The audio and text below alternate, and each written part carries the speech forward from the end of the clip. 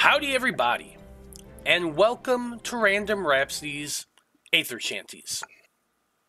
I am Matthew R. Dawson, your friendly neighborhood host and game master for the SAGAS campaign, and joining me around my virtual table tonight are Alyssa, Joe, Nico, and Nobody. Say hi, everyone. Howdy. Now, before we begin, we do have a few announcements to get through, starting with a word from our sponsor for this campaign, SAGAS. SAGAS stands for Setting and Genre Agnostic System, and was created by OKest RPGs. It's a universal rules-light TTRPG to help you easily tell your story in any world imaginable. Choose from over 100 unique features to build your character, or use the guidelines for quickly making your own unique abilities. SAGAS promotes helping allies over helping yourself, and encourages teamwork to succeed in challenges. Using the smooth and fast combat rules, you can describe epic team combos that you can use to take down your foes.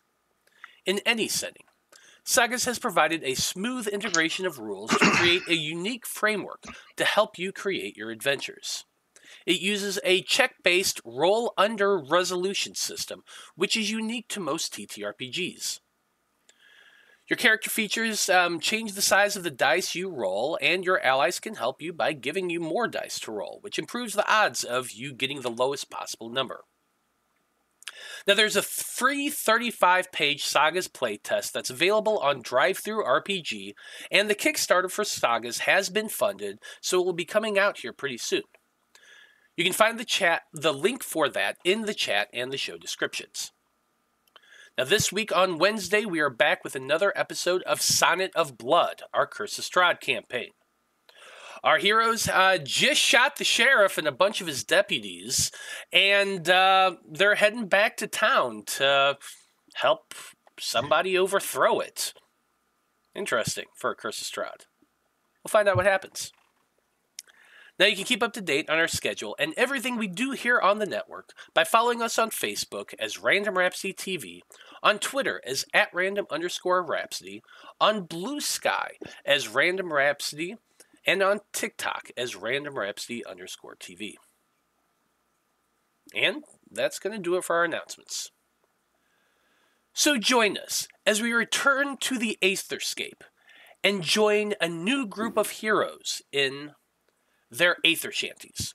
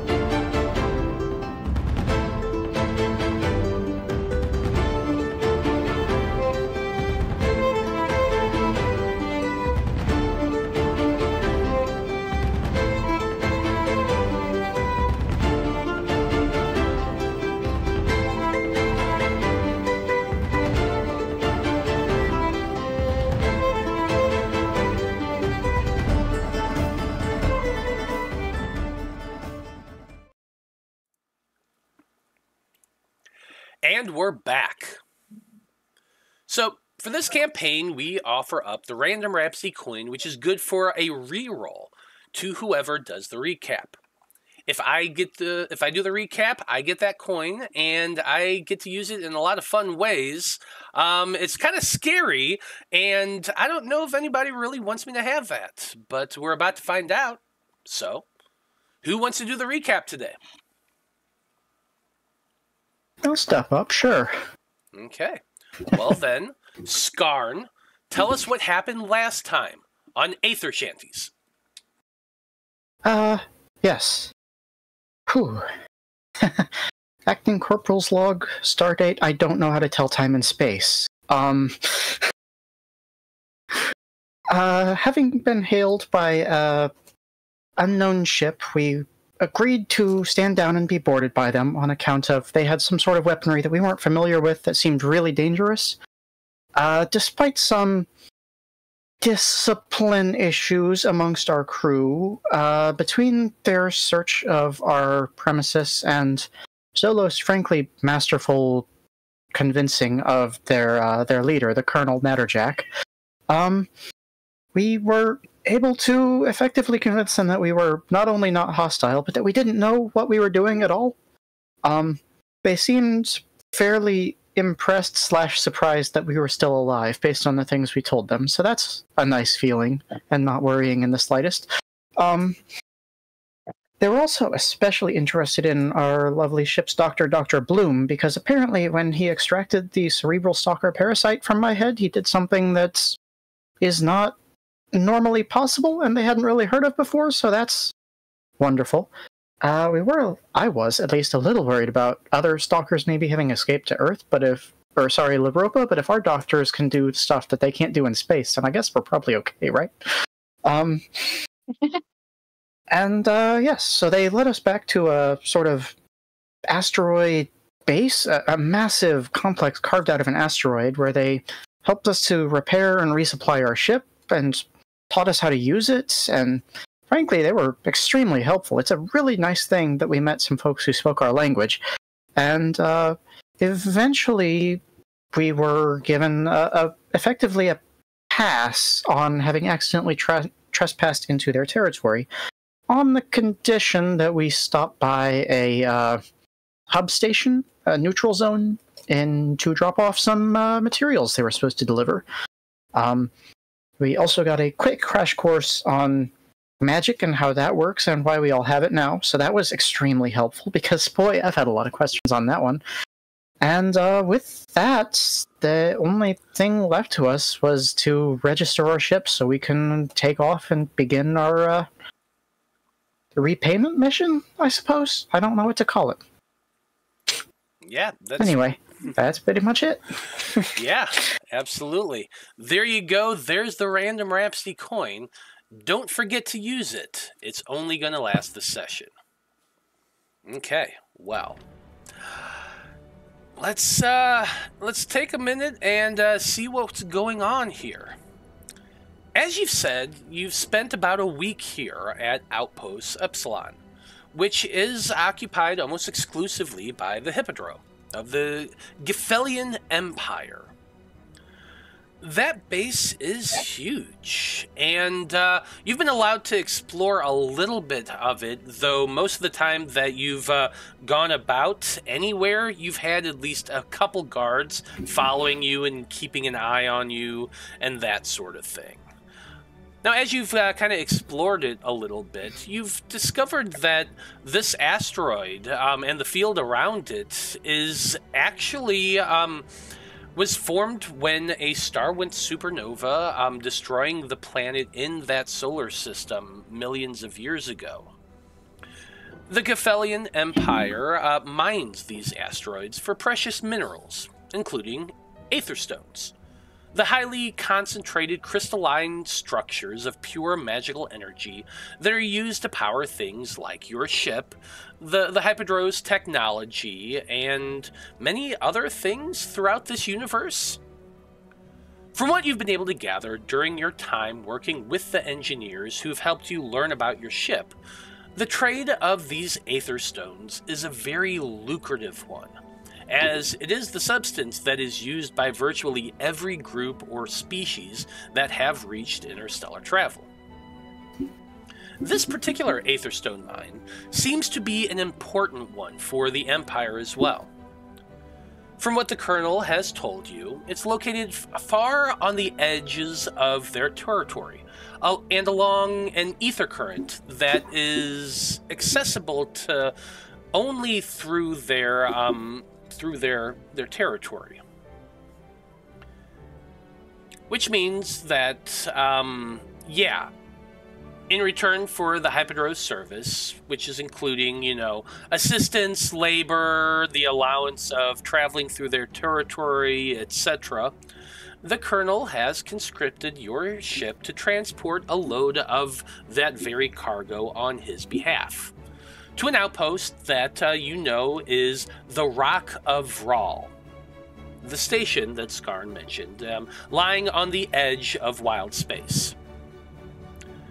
This outpost is also located at a nexus of aether currents leading to many, many destinations. And the Hyppodro did suggest that the station would be a good place to begin if you're looking for a way back to Loroupa. But until then, I know you wanted to were able to resupply and that sort of thing. You do have some money aboard your ship, so you can barter for specialty things, that sort of thing. You have already refilled like your supply of ballistas, ballista arrows, and your supply of foodstuffs that at least you'll need for the week-long journey it would take you from this location to the Rock of Vral. If you want anything else, you're going to kind of have to barter for that, but you at least have the supplies that you need. Now, the Hyppodro did allow you to purchase these things from them, of course, within reason. But before that, you all do need to make a few decisions. The main one being is that before you leave the station, you will have to register your ship. So, it's time to settle on a name for it. So with that in mind, you all find yourselves on board the station in the small little canteen that the Hyppodro use as a sort of tavern. It's basically just a big cave burrowed into the rock of the asteroid. There's a bunch of metal tables and uncomfortable benches. There's a small bar area set in the back that has all sorts of different liquors and things like that. And there's a big burly Hyppodro woman standing behind it, tending bar. You're all standing, or sitting, I should say, at one of those tables, and each of you currently have a mug of, let's call it beer? Let's just call it beer in front of you. It smells kind of like beer. Sweet, hoppy-ish, very much bready, and the alcohol content is pretty damn good. So, there is that. As you're all sitting there at the table, kind of talking about that sort of thing, you do have a meeting with the Colonel just before you leave, where you're going to have to register that ship. So, let's talk about that a little bit. As you all sit here sampling the local delicacies, what are your thoughts about your ship? I mean, it's just weird to name it, right? It's not our ship is all. We just sort of found it. Well, it's ours now. Finders keepers, baby. Well, I mean, okay, yeah, I guess. But they said they hadn't seen anything like it before. What if the people who had it before come back? I mean... Well, then we'll just have to kill them. But also, I will say, given what we found on the ship, I don't know how many potential survivors there would have been. I mean, like, not literally those people. Clearly, they're not, unless there's a necromancer thing happening. But, no, I meant more like wherever they came from, right? Apparently, space is full of militaries we've never heard of, so I'm concerned about that.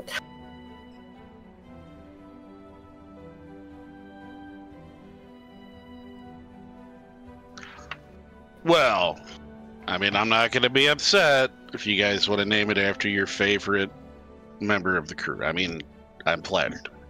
I really am. But I can't be selfish. My sensei was trying to teach me to not be so self-centered. So I'm willing to just have Z somewhere in the name. Not the whole name, just Z, you know. Huh. Mm-hmm. Interesting. Like the House of Z, or, you know, hey, everybody loves Z. You know, anything you guys want to call it, I'm good. Well, I guess I was kind of thinking something more along the lines of, like, trying to find a way home, so, like, navigation tools. But I also don't super want to be on board a ship called the Sextant, because I feel like that would lead to too many jokes. No, not at all. We're all adults here, right? Well, I mean, how old is Boomy's? What, like 6, 7, right? Is that when goblins mature? I don't remember what Coin said. Yeah, I believe he is like around 5 or 6.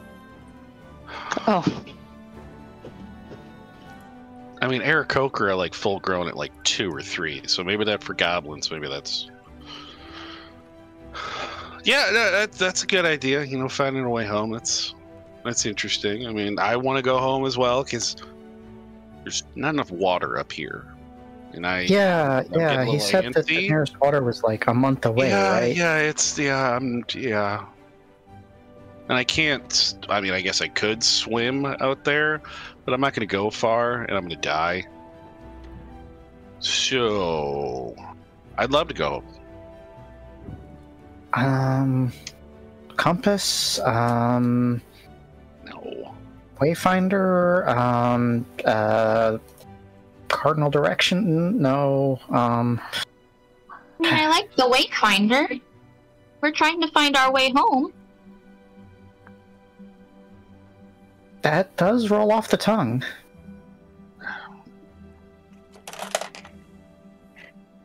Not bad, not bad. So Z's Wayfinder. It's good. It's good. I like that. Would you consider the Wayfinder Z? You know what? That'll be the secret name. We all know the real name, but we'll tell them just the Wayfinder because we don't want to confuse these guys. That's fair. That's fair. But we all know the real name. You know. Yeah, absolutely. Definitely. You guys really should put your foot down. It's never going to stop.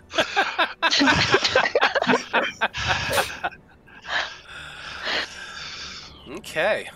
Well, with that decision more or less agreed upon, if there's anything else you want to pick up or try to learn before you start heading out on your adventure, now's the time to do it. You do know that the cargo is currently being loaded on your vessel. After your meeting with the Colonel, you'll be ready to go.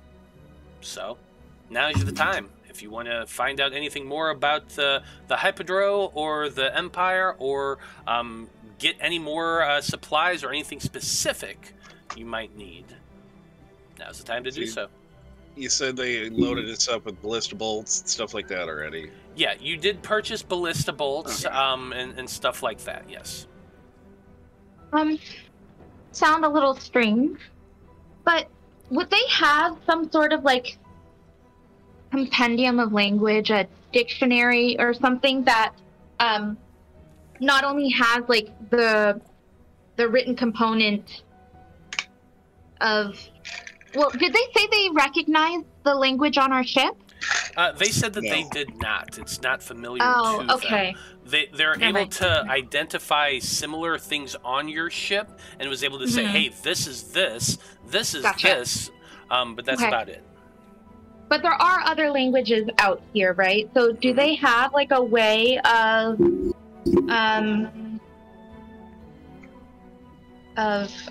like, communicating between languages? Do they use, like, I don't know, or does, like our ship maybe have, like, some sort of translation capabilities or anything like that? Your ship doesn't have anything like that, unfortunately. This is more steampunk technology, not Star Trek technology. But but there is magical equivalencies. Being from Loroupa, you would know of languages such as comprehend languages. The Hyppodro use something similar. When they're trying to communicate with other species, they'll either communicate in a common language. There is the common universal language that people use throughout the universe, which is very similar to the Loroupan common you use, which is why you've been able to communicate with the Hyppodro. There are various other languages out there. There's a lot of them. They'll tell you there are specifically a lot of them out there. Do they have like just textbooks on different languages? That's a possibility. That's going to be a roll. But you would know about the magical translation capability of certain spells. The Hyppodro don't have anything that they can sell, like they don't have spell scrolls or anything like that. But they do tell you that's something you could seek out, perhaps on the trade outpost, if you're looking in that direction. But if you're looking for just a specific language, it's just a dice roll, because they might not. No, that's okay. If they don't...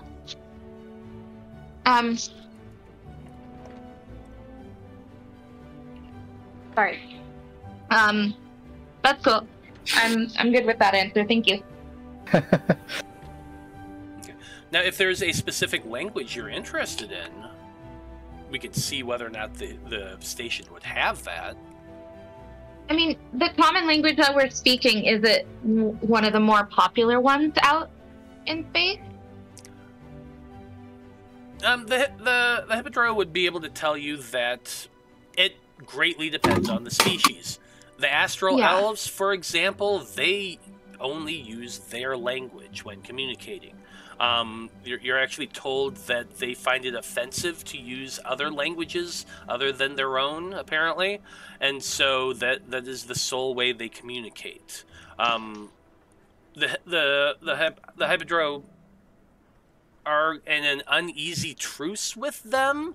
It's like Cold War style truce, but whenever they communicate with them, they typically use magic to communicate. They do have some language experts, like their diplomatic corps, that just use the necessary language. Other races, like there are elves, there are dwarves, there are humanoids, and they do have different languages, but those typically tend to use the trade common language, just because it makes things easier in the universe. Mm-hmm. And that's what's most likely to be used on the Rock of Vral. Correct. Assuming? Correct. Yep. Okay.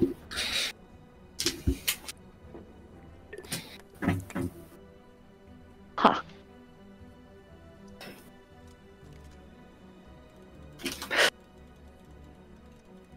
You got something? No, I was just thinking about, like, I don't know if this would be a thing that they would really have or if we could access it. But if they had, like, a maintenance guide for vehicles. Like, you can buy the book at the department store to get the just all the details on how your car works. They gave us some info, didn't they? They did give you some info on your ship itself. They've taught you how to do general maintenance and what things work as far as like your engines and that sort of thing.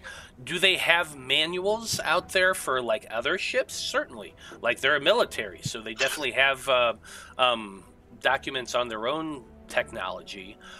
Would they be willing to give you that? Probably not. You know, the whole classified things and that sort of thing. Yeah. If you want to try for it, like you would have to talk. You could talk to one of the engineers. That's really up to you.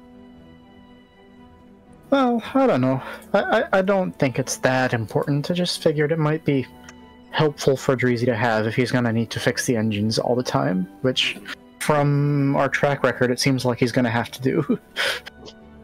Yeah. They have given you some information on that already. Okay, fair enough. Okay. And I guess they gave us some food supplies, so probably not a whole lot of fresh stuff. More than likely, it's the like they've given freeze-dried type stuff. They've given you a week's worth of supplies to get you from here to where you're going. After that, you're on your own. It's part of them helping you, them showing you the stuff on your ship and how it works and all that is your payment for taking this shipment out. So they've at least made sure that you're able to get there and do it. After that, you're on your own. Probably get more work after that, from them, potentially. Could be, yeah. If we impress. Oh, he's got to not screw up. I have a good feeling about everything I do, so I think we're going to be fine. Failure I've probably failed a lot in my life. I just don't remember because I don't think about it. I don't let it bother me. That's it's either healthy or sociopathic. I get it. Trust me. I've had healers talk to me about it. They wanted to get me tested, but there's just no one to do it.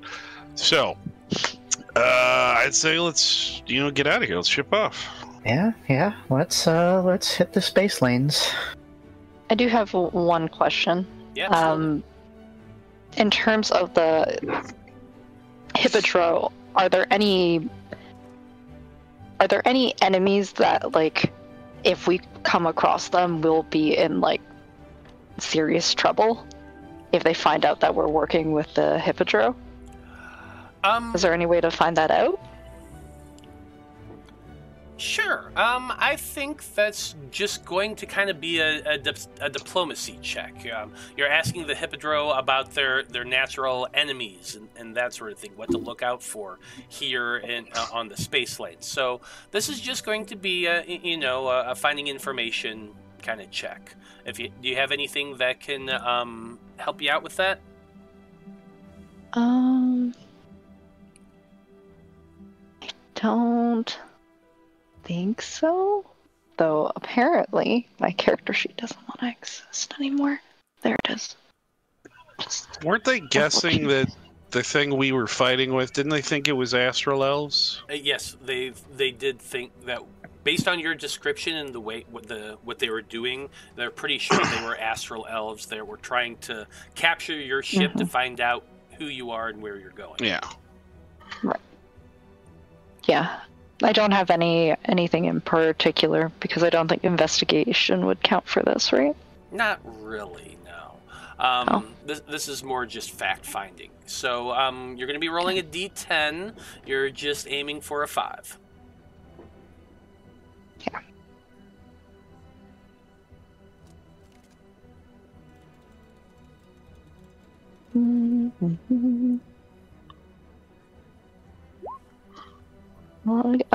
It's a 1. Oh, shit. Ooh. Very nice. Critical. So the Aether currents are an extremely dangerous place. There is a lot out there that is hella dangerous, especially for a small ship.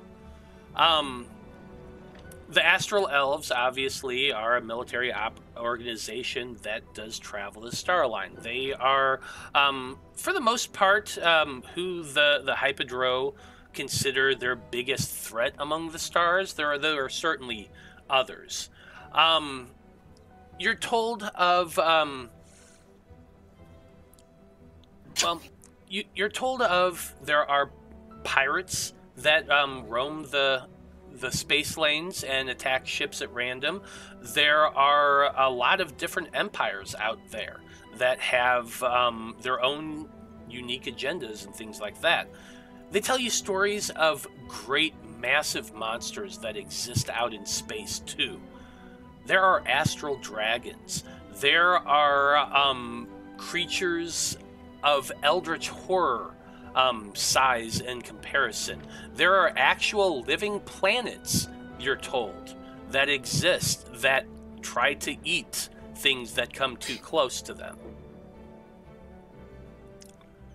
The space lanes are a difficult place. Now, things to look out for specifically, besides the astral elves, which we've already talked about. There are the Thraken, which I am going to go ahead and type all these out for you. Thank you. At least I would if my keyboard was working properly. Hold on.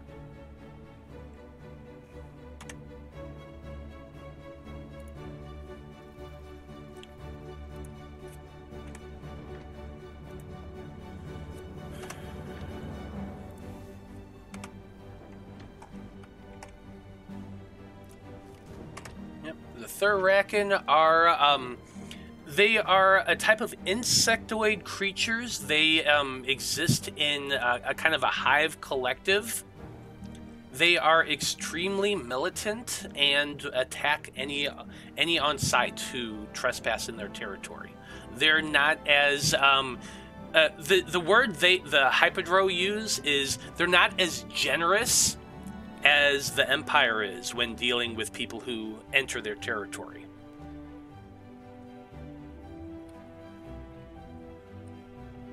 They are considered a savage species, and their technology is all organic-based. Everything from their ship to their weaponry are actually living creatures. So they are extremely dangerous, and you're told to watch out for them. Other than that, those two, the biggest threat, honestly, besides like monsters and things out there, are pirates. The Crimson Corsairs is the organization that operates out in the Wildspace near the rock, which is where you're heading. So that's that.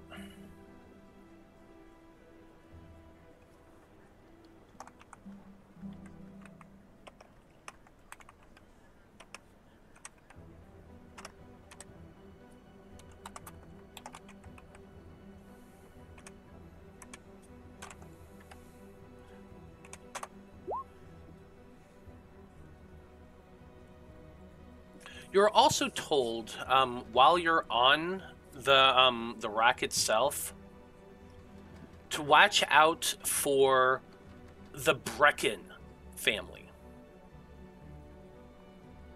The Brecken family are well, they're the local crime syndicate that operate there.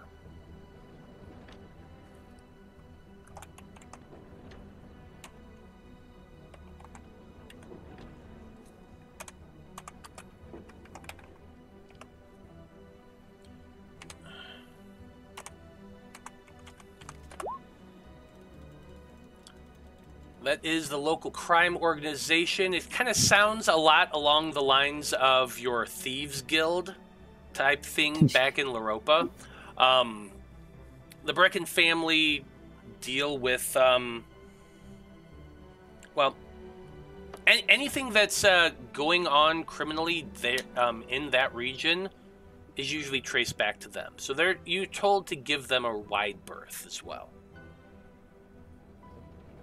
And for the most part, that's kind of it. Other than that, like you could spend hours talking about every single solitary empire and organization that's out there. But in your travels, this is what you're most likely going to see.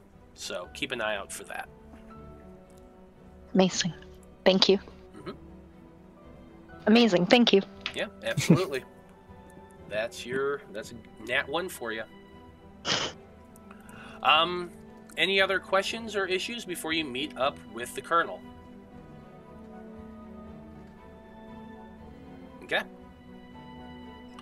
So with that, with the decision of what your ship is going to be called made, and the gathering of information is complete, you all make your way towards the office where Colonel Nigel Natterjack the Bombastic makes his home. It is I forgot his name. I forgot that was his name. Nigel Natterjack, the bombastic, absolutely. And he is a bombastic man to be sure. Entry into his office is like walking into one of those, like, 1890s lounge clubs that you see in Great Britain for the very, very wealthy. Everything is inlaid in mahogany. There are shelves of books everywhere. There's paintings of very, very lavishly dressed looking Hyppodro. There's one very big one. A portrait when you first enter. She has this gigantic mass of curls all built up on top of her head. She's wearing this large, poofy, flowery dress. Think Bridgerton here, but a hippo. And that's kind of what we're talking about. And they're seated in a tall, high-backed leather armchair is the Colonel. He is sitting there. He has his pipe in his mouth. He is still wearing that same monocle he always wears. And he is, as usual, in his perfectly pressed and just carefully arranged military uniform. He smiles at you all as you make your way into the room. And he calls out, welcome, welcome, welcome. It's good to see you all again. I trust your time here on the station has been, fruitful. And my engineers have given you everything you need.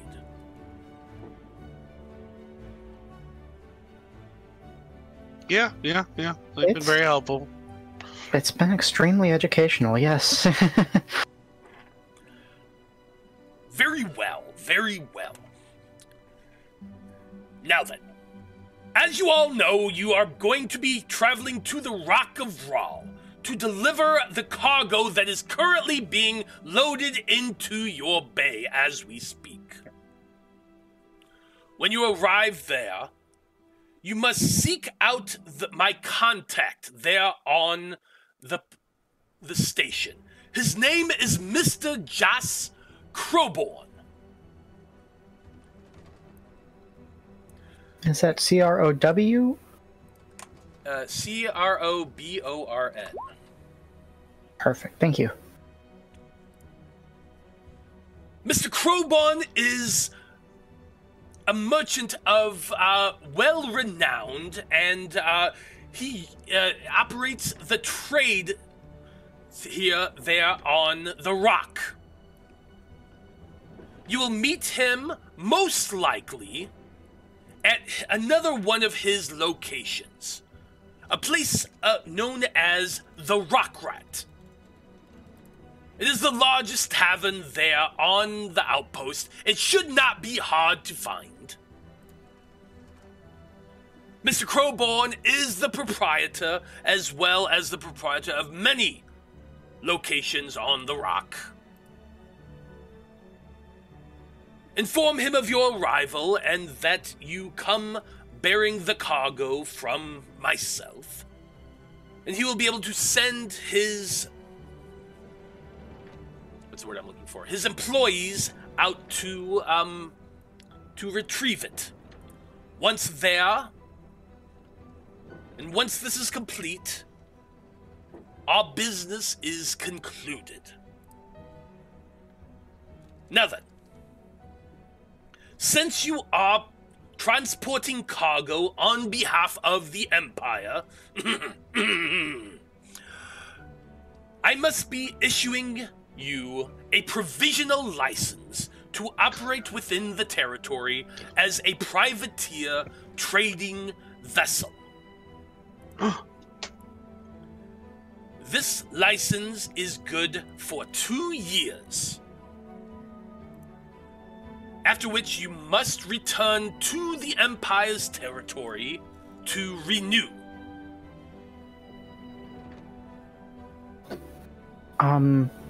Would it be better for us to come back here, or is there another location that we should visit when it's time to renew?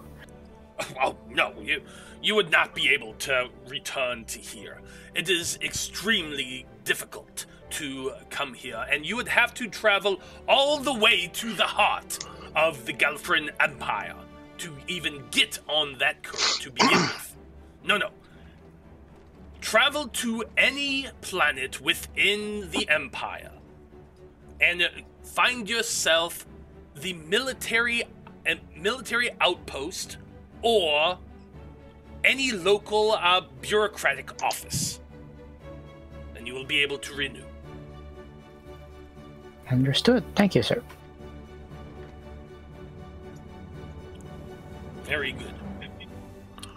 Well then, the last bit of information I need to know is what name to put on your license. What have you decided to call your ship? Oh, name for the ship. Okay. Yes, we were talking about this. I think we've decided to call her the Wayfinder. Very well, the Wayfinder. The Hyppodro stands up and walks over to a very large mahogany desk. He opens a drawer and pulls out a piece of paper and an ink pot and grabs the quill off the top of the desk. After dipping it in the ink real quick, he writes down on a little bit of word on an already very, very well filled out document. It identifies your ship. It identifies it as an unknown vessel known as the Wayfinder, captained by, and then he kind of looks up at you all, and Acting Corporal Skarn. As the leading, highest-ranking member of your team, the onerous of captain typically would fall to you. Should I put your name down as captain of the vessel?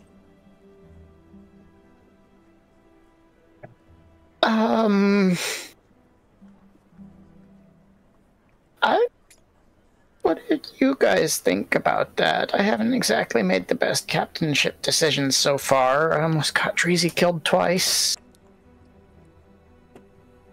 You almost got him killed twice, or he just blows himself up and... Well, I mean, okay, he does do that, but it was my idea to pull the brakes and almost throw him overboard. Well, he was going to jump off. And how are you to know, given the lack of information we had on the ship prior to getting to this outpost?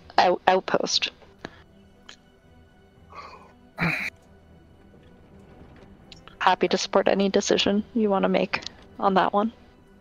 I mean, if you're uncomfortable, you're not confident. I mean, I'm always confident, which may or may not be a good thing, I have been told, but hey, I'm willing to take that risk. I mean, if you know, it's otherwise I could just be handsomest chef in the world. I'm good with either. I guess if you're all okay with it, then Zolos, if you would be willing to serve as my mate. I mean, you know so much more about working on a ship than I do. Yeah, that is unfortunate, I do. Yeah, no, that's fine. Yeah, no, hey, that's good. So now if I screw up, it's really your fault since you're captain, right? That's how that works, yep. Perfect. Best of both worlds now. Jesus. Awesome. Well, the colonel seems to have an amused look on his face, but it's hard to tell, you know, being that he's a giant hippo person. But there's definitely a little twinkle in that that monocled eye as he writes down on the paper, captained by Skarn Ganister. With that complete, he does the whole thing of, you know, sprinkling sand on the paper to dry. He has a little tin sit up over a candle that you notice is filled with wax, and he picks it up and pours the wax on the bottom of the paper before stamping it with a very large seal. Once completed, he picks it up and looks it over one last time before handing it to you, saying, "Congratulations, Captain Skarn of the Wayfinder. I trust you will do well." And then after handing you the paper, he gives you a big old slam on the back. That might honestly be reassuring to Skarn. Not too many people are willing to be physically forceful with it. Well, I mean, the hippo person is pretty comparable in size, so yeah, there is that. I don't think it would have I'm not going to make you roll to see whether or not it moves you. He wouldn't have been trying that, but it is comforting, I guess so. So yeah.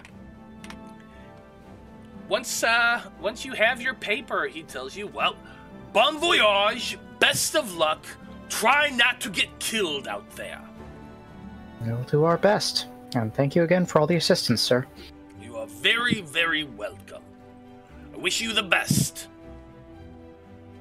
And with that, he opens the door and allows you all to exit, unless you have anything you want to ask. Okay. With the paper in hand, you make your way back towards your ship. You see that the Hyppodro who are loading up the cargo are just beginning to make their way off of your vessel. Your ship is floating just a little bit off of a long metal pier at the edge of the asteroid.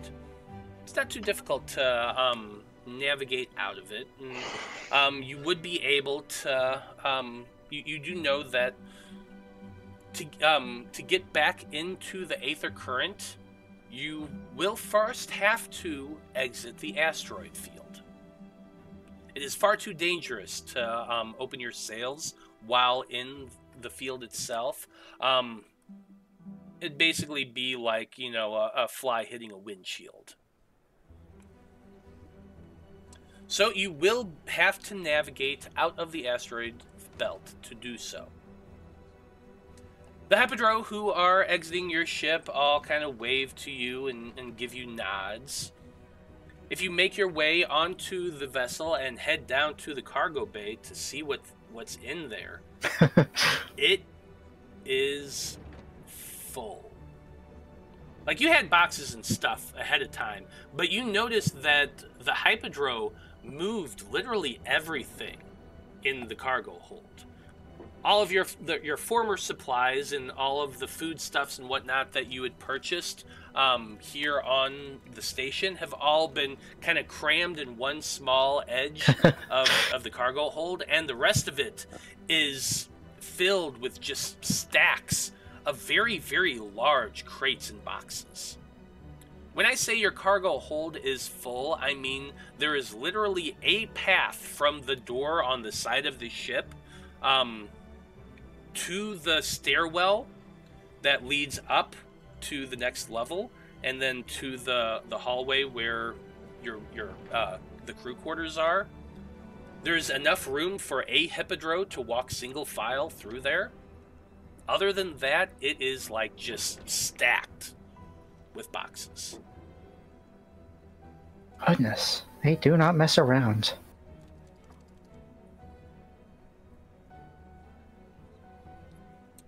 It is impressive. I guess I probably should have asked, now that I'm thinking about it, like, how does... Because if I'm being the captain of this ship, but I haven't earned the rank of captain in our army, I need to figure out how that procedure works. I'll figure it out later. What I always say is just fake it till you make it, baby. You just call yourself captain and boom, you're captain. Also, this ship really isn't part of the Juran military. I mean, it technically is. We're all enlisted. Well, Also, think of it this way: the key word he called us is a privateer. Now, yes, we're like a transport ship, but he said privateer. Now, do you know what a privateer really is? I'm not familiar with the term, no. It starts with a P, and it ends with Irat. That's right, baby. We're space pirates. He's got pure joy on his face. He's just like, it's gonna be fun. I've always wanted to be a pirate. Read stories about him as a kid. Yeah, my dad told me I shouldn't believe in that because pirates die a horrible, horrible death. But you know what? It sounds like fun. Huh. Well, maybe not the dying part, but the shit they do is fun. Mm-hmm. Well, I mean, I've certainly read a few adventure stories that make it seem like an entertaining lifestyle. So, aye, Captain. Whew. Okay, I'm gonna have to adjust to that. That is very strange. But alright, I suppose let's get underway. Does anybody feel particularly good about navigating through the asteroid field?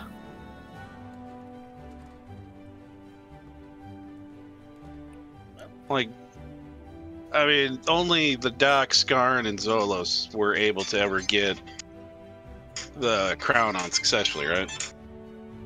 So far, yeah. You've had a week of practice and training. Oh, You've yeah. all anyone who wants to could have used that time for training on it. It's still a dice roll, no matter what, right now, because you hadn't had a whole lot of time to practice. Yeah. But let's talk a little bit about what roles there are on the ship. There is, of course, the person who wears the crown. They supply the power to make the ship go. You need somebody to be piloting the vessel. Now, the person who is wearing the crown, can they pilot the vessel? Yes, you can do both. You don't have to, but you can. There is, of course, also there's the navigation array, which kind of typically works along with piloting the vessel. There is the other station that's in the cabin itself is the radar. These things have to be at least monitored. They don't have to be manned specifically, but they do have to be monitored. You have 5 people on your ship. You have technically only 2 roles needed for successfully piloting. And technically 1 person can fill that if necessary. But since everybody's here and it's not too much of a challenge, where's the fun in that? So, let's have somebody, whoever wants to be the person who wears the crown and issues the orders to run the ship. Then let's have somebody take over the wheel and do the navigation. We're going to have one last person who's going to be watching the radar and make sure that, like, if you're not getting too close or there isn't some rogue, like, asteroid coming flying towards you. Okay, so we're going to have 3 things we're going to be rolling for. My question is, who wants to do what? Now, being the I guess, the pilot of the ship, how tall does someone have to be able to accurately reach the wheel? Is he just kind of side's eye short round over there? Zolos? Like, we need to get her a stool? Because it doesn't No. doesn't your character have water vessel proficiency? Didn't you have that? Or something? Mine does. Mark was flying the ship before during the elf fight. But I mean, I'd say we could probably put, if you want to take the wheel, I guess it could be between Zolos and Skarn for wearing the crown. And I guess whoever doesn't do that, maybe Doc running the navigation. They seem smart. Smarter than they're the smartest one on their ship. Let's just face it. It's up to you guys. I mean, Yeah, no, that sounds like Sounds Yeah. good, yeah. I don't feel like Lark would need a stool to see over the wheel, but Alyssa might disagree with that statement, so I'm going to leave that up to you. How tall is it? How tall do you want it to be? I mean, it's the wheel of a ship. It looks like a boat wheel, so it's usually like probably around 4 to 5 feet tall, but it doesn't necessarily have to be. Okay, if we're going by the normal measurements, then yeah, she might need a stool. Ooh, hear me out. My girl is small. We rig up some kind of a harness on the ceiling, and then you could just fly wherever you need to go. Are you talking the baby You're bouncy chair? I was thinking more like, you know, God. like, Or like you know, Peter Pan. yeah, as I say, like in a play, like Peter Pan, how they have suspended on wires, so they're moving back and forth, you know? Okay, so the only thing that came in my mind was I have 3. I know exactly what you're talking about. It attaches Hang it to into the the door door frame? Yeah, Yeah. to the door frame, and you bounce in. The Jolly yeah. Jumper. Yeah. Yes. My mind just went there, Lark, sitting in that, bouncing on the wheel. Good Lord. I mean, Skarn could wear the crown and then wear a baby Bjorn.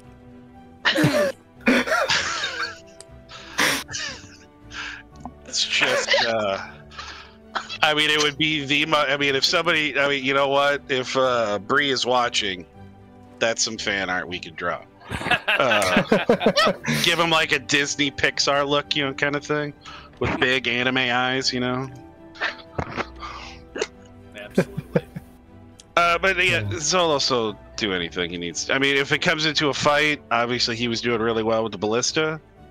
For sure. He could go out and do that. And I mean, with Boomy, they could be the engineer, you know, running around fixing stuff. And, you know, if they want to be up front, up in the captain, you know, up in the cockpit, or if that's what we're going to call it, the bridge. Let's say that since Coins is away this session, Boomy is going to be sticking down to the engine room to make sure that the engines are working.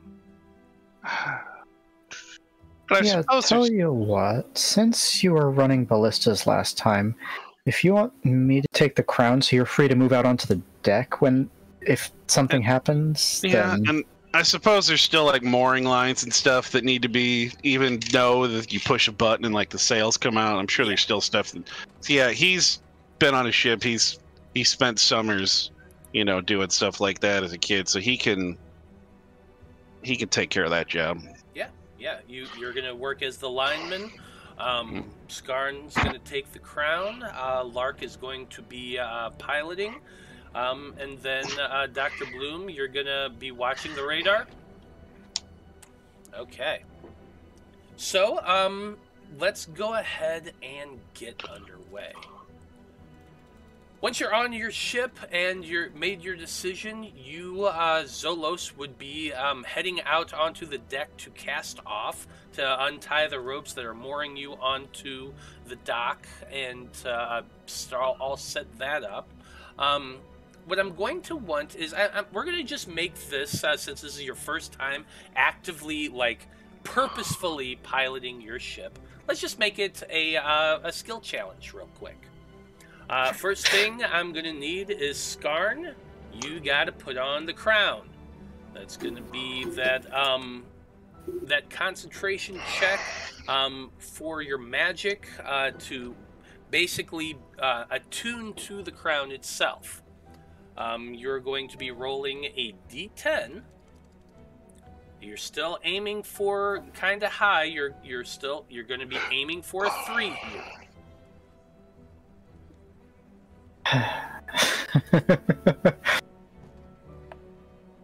They told us to be careful and do this well, and we're just immediately going to blast into the side of this asteroid base.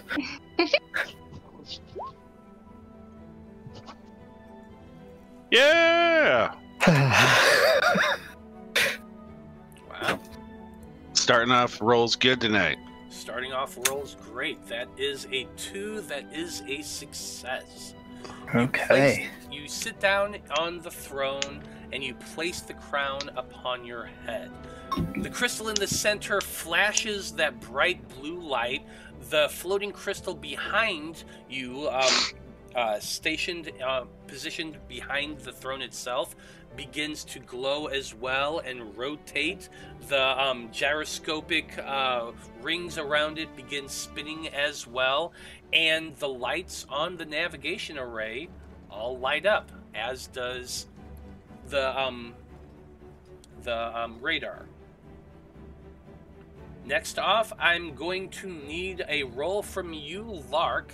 This is you basically very gently turning on the power to your engines, and backing away and getting away from the dock before beginning to navigate out into the asteroid field. While that's going on, Zolos, I would like for you to make for me your lineman check. This is just a straight-up athletics check to run around. You're grabbing the lines and pulling them taut, roping them into place. That way your ship can set sail. What do you want me to I'm put for thinking that? this is just going to be a D10 unless you have something that's going to help you. He's got the wrestler stuff, and then he's also like, I don't know if you want to he's good at grappling and holding on to stuff. You know what? I'll go with that. So you're using your grappling skill to grab those ropes and tie it up. You're going to roll a D8. You're only aiming for a 5 here. This is not too difficult. Lark, It's a 1! Very nice. Lark, you have your piloting skill, correct? I'm just trying to figure out because I only copy pasted into the description of the pilot rank 3, so I'm trying to remember if I had put points in to get level 3. I think I had, because the other ones I've kept at rank 1 and stuff like that. So I think I put my. Have you added anything new that would require a point?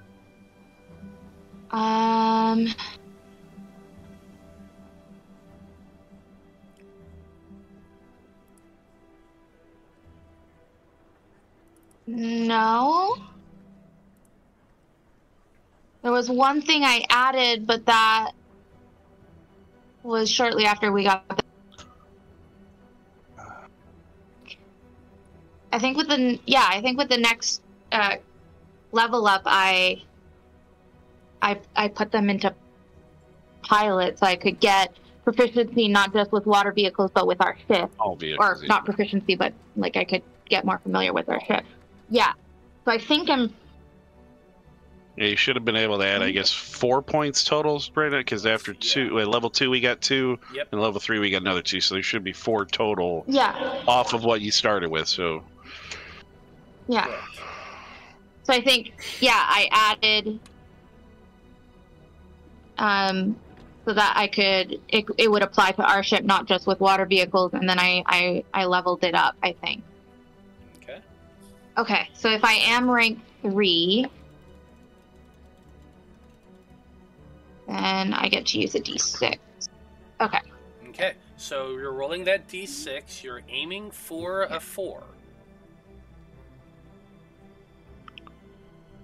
This would have been a lot more difficult if you didn't have those extra ranks in the pilot.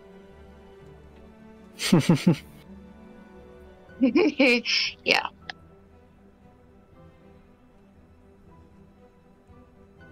You said the difficulty was 4? The difficulty is 4. Yeah. Hey! Just hit the 4. Very nice. Last thing I'm going to need... I'm keelful.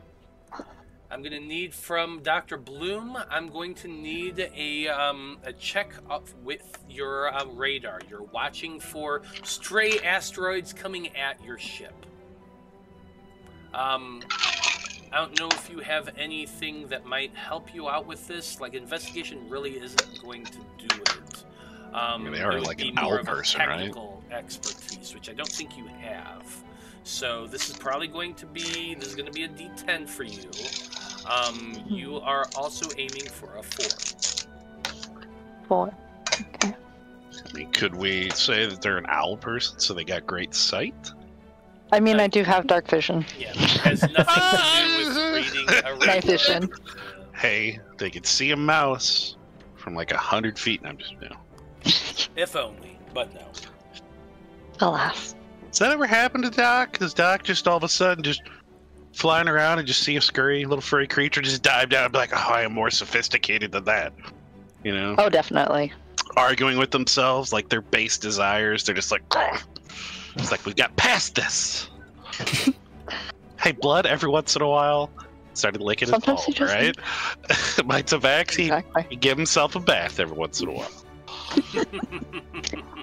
And with that, like, pull into Bloodlust. I got a 3. So thank you for that. Very nice. I don't know the connection there, but it worked. Well, that's 4 successes. Very well done, everybody. With Skarn sitting in the captain's chair, Lark behind the wheel, Zolos out running across the deck of the ship, and Dr. Bloom watching the radar, the 4 of you begin making your way out from the asteroid field. It's a little tenuous at times. While some of these rocks are very large, bigger than your ship, others are quite a bit smaller. And Dr. Bloom, you have to call out a few times, hey, this is coming, watch out. Lark, you have to make your adjustments very, very quick.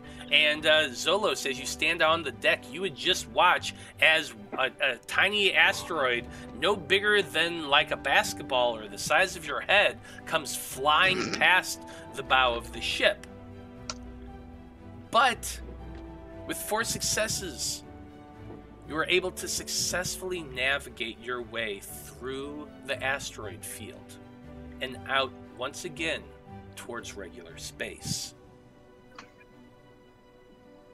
You're all feeling a deep sense of accomplishment because, like, it can be scary flying through asteroids. One wrong move and boom. But you survived. Once you've made it past the asteroid field, you continue on, bringing your ship up to full speed. That way you can get far enough away from the field to open up your sails. This process takes little more than a couple hours at most. Eventually the asteroid field isn't even visible. It's so dark out there that without light, without a star, all you're seeing is occasionally little shadows moving over the twinkle of stars. With that, you do feel that you're far enough away to open up the sails. Skarn, as the captain, it's your right. Do you give the order? Absolutely.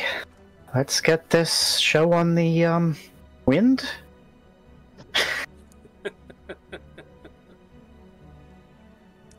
You call Space wind? out. What's that? Space wind? Something like that. The Aether winds. You call out your order, Lark. You slam your hand down on the big red button, which brightly begins to glow. And as that happens, you hear the of the loosening of the sails, which drop down and immediately fill with that rush of current. The entire ship is propelled forward, and I need everybody to give me an athletics check to stay, on your feet. Very simple. Everyone's rolling a d10 unless you have something that might help with this. You are going to be just aiming for a 6. Not too difficult.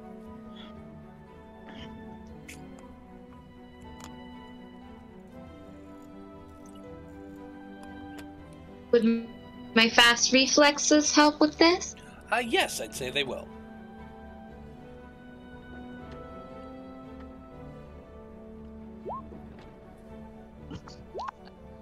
Oof. Why did we both topple over? Wow. Oh, wait. Oof. Okay.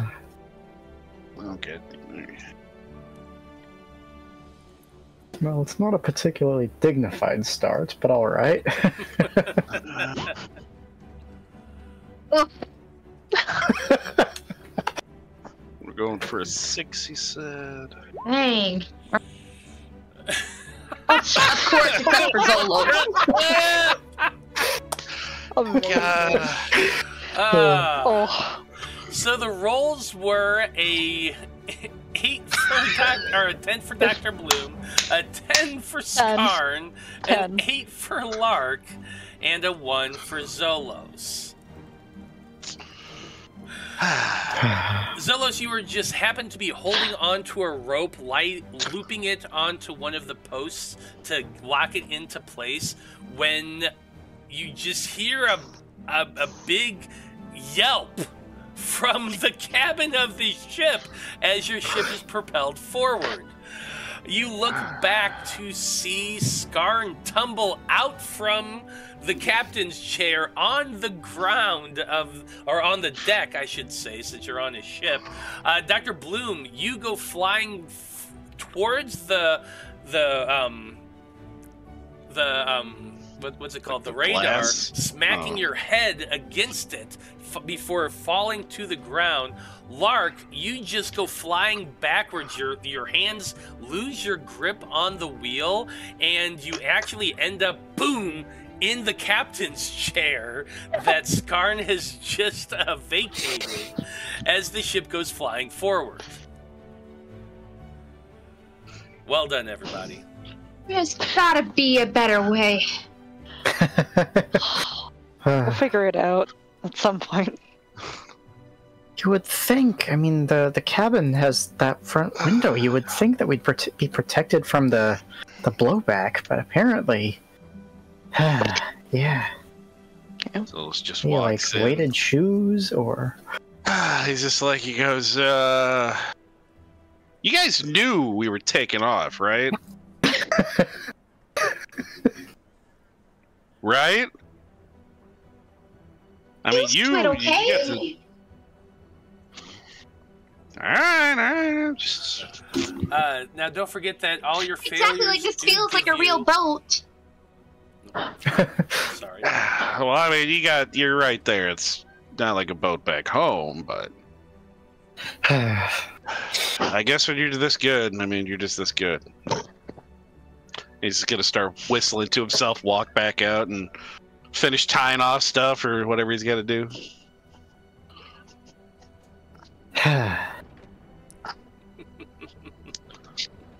I'm glad we weren't right by the station for that. I'm glad they didn't see us do that.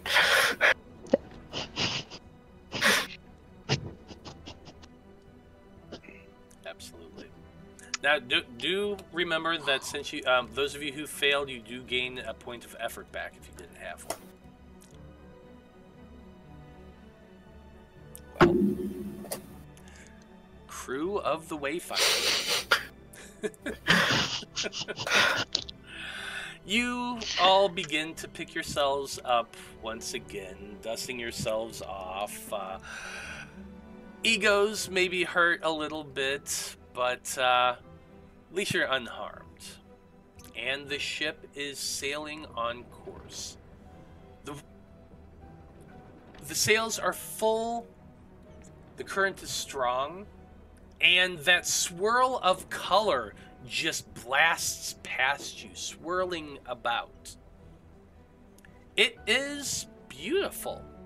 The purples and blues, the streaks of white from the stars. But it's also quiet.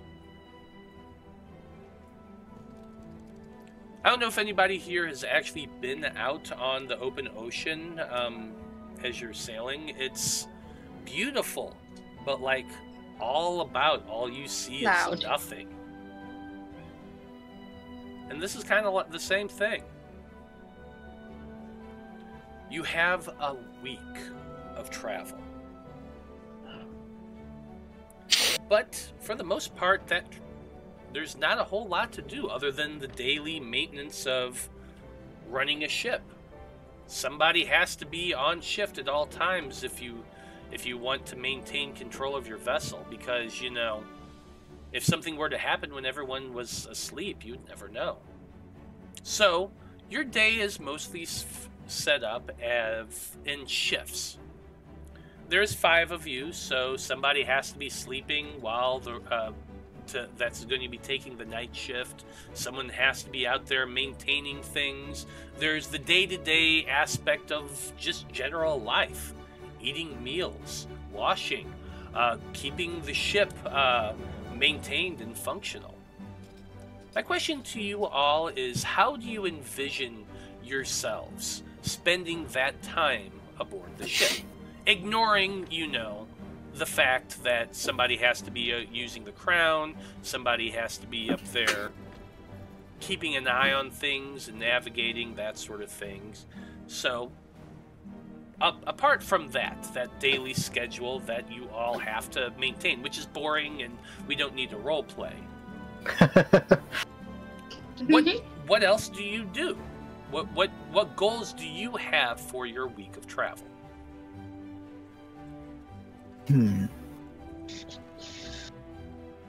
I guess. I'm writing letters. Go What was ahead. that? No, I was just saying, Zolos would probably try to take some of the food and stuff they had, and he'd complete, because I know they just put it in the cargo hold. They didn't actually stock the galley. So he would go about doing that, making sure everything's topped off, get the ballista bolts, make sure everything's set up, ready to go. He would be spending at least a lot of time doing stuff like that. Training other people how to do the rigging and stuff like that for when he's either wearing the crown or sleeping for the night shift, you know. He'd do his best to, because I guess they've all had, you know, they've never been on a ship, and he spent quite a bit of time. So he'd do everything he could to get everybody up to speed on how to do some of the basic stuff. I like it. Lark, I also heard you. Yeah, I mean, other than continuing to write letters home that I can't send at the moment, That's sad. I would, I would, with the help of either Boomy or Skarn or whoever isn't connected to the crown at the time, just to see if we can maybe figure out what a few more of the things, buttons or whatnot and doodads can do, or are doing, are supposed to help us to do, kind of thing. Because I know, like, the Hyppodros, like, helped, but there was also stuff that they were confused by and didn't know the answers to, so. Okay, I dig it. Just learning more about our current home. Absolutely. What else is everybody doing?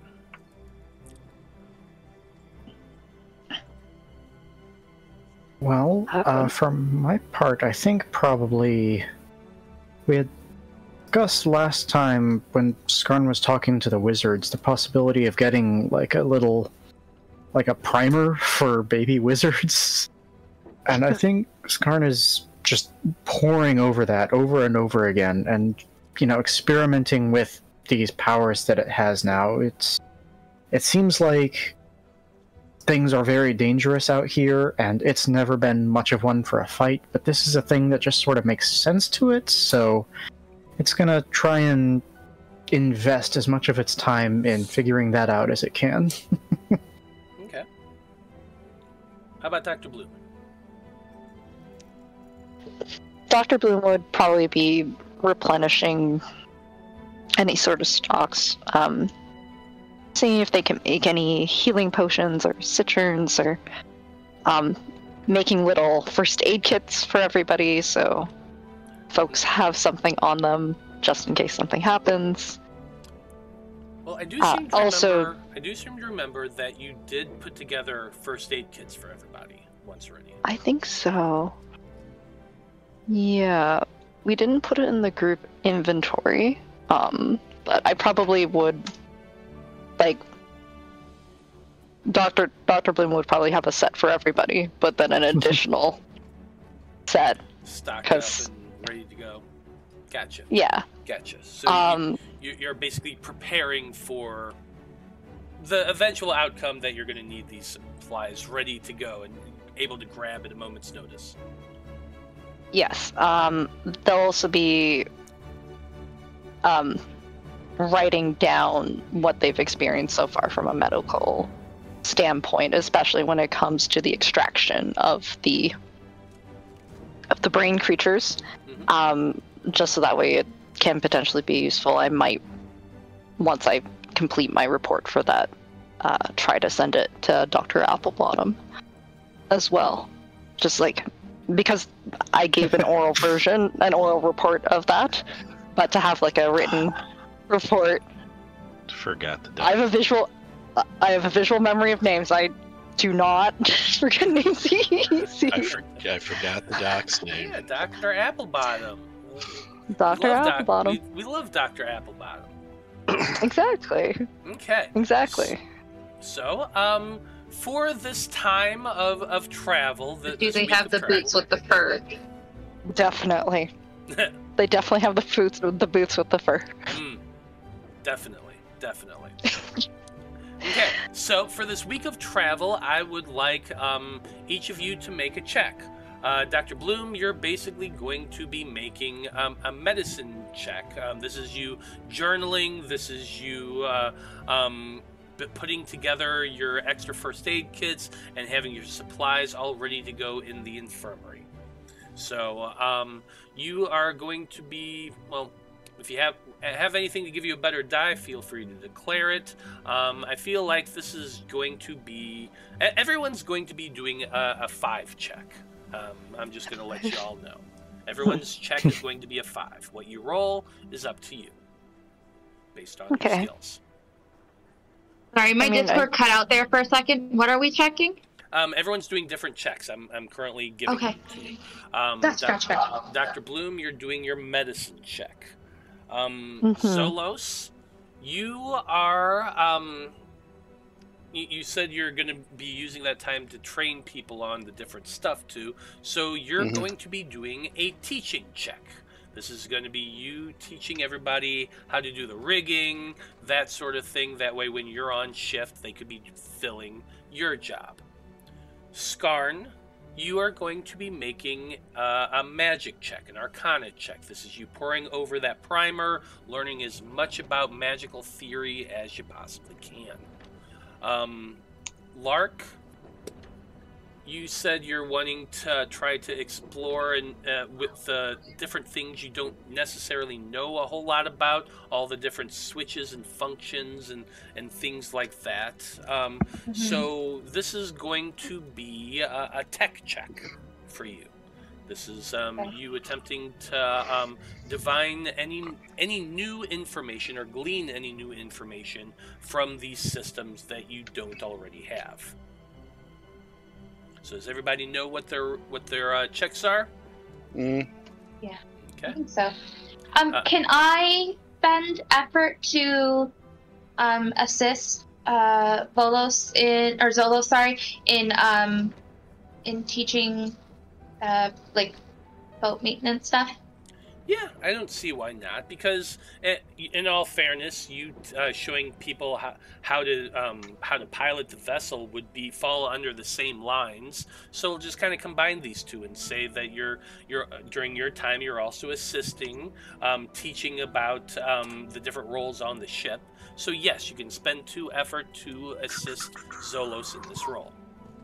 So it's 2 dice for me? Yes. You said it was a 5, right? All your DCs are 5s. Oh!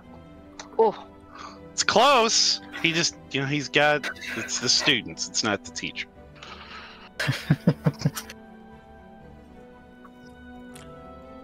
Okay, everybody, go ahead and make your rolls for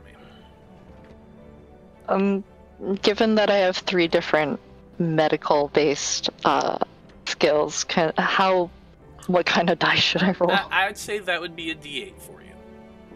Sweet beauty, thank you.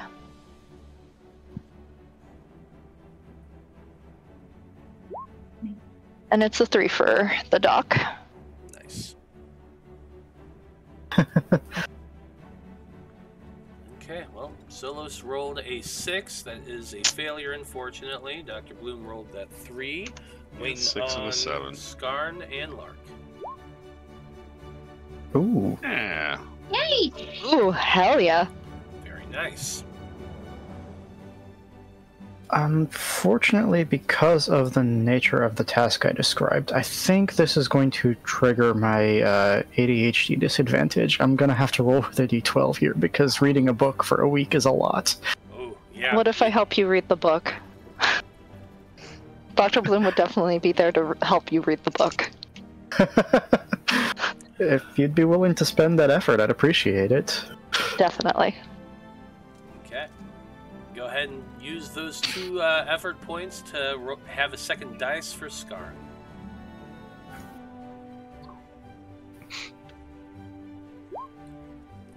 Yeah. Hot dang. Hell yeah.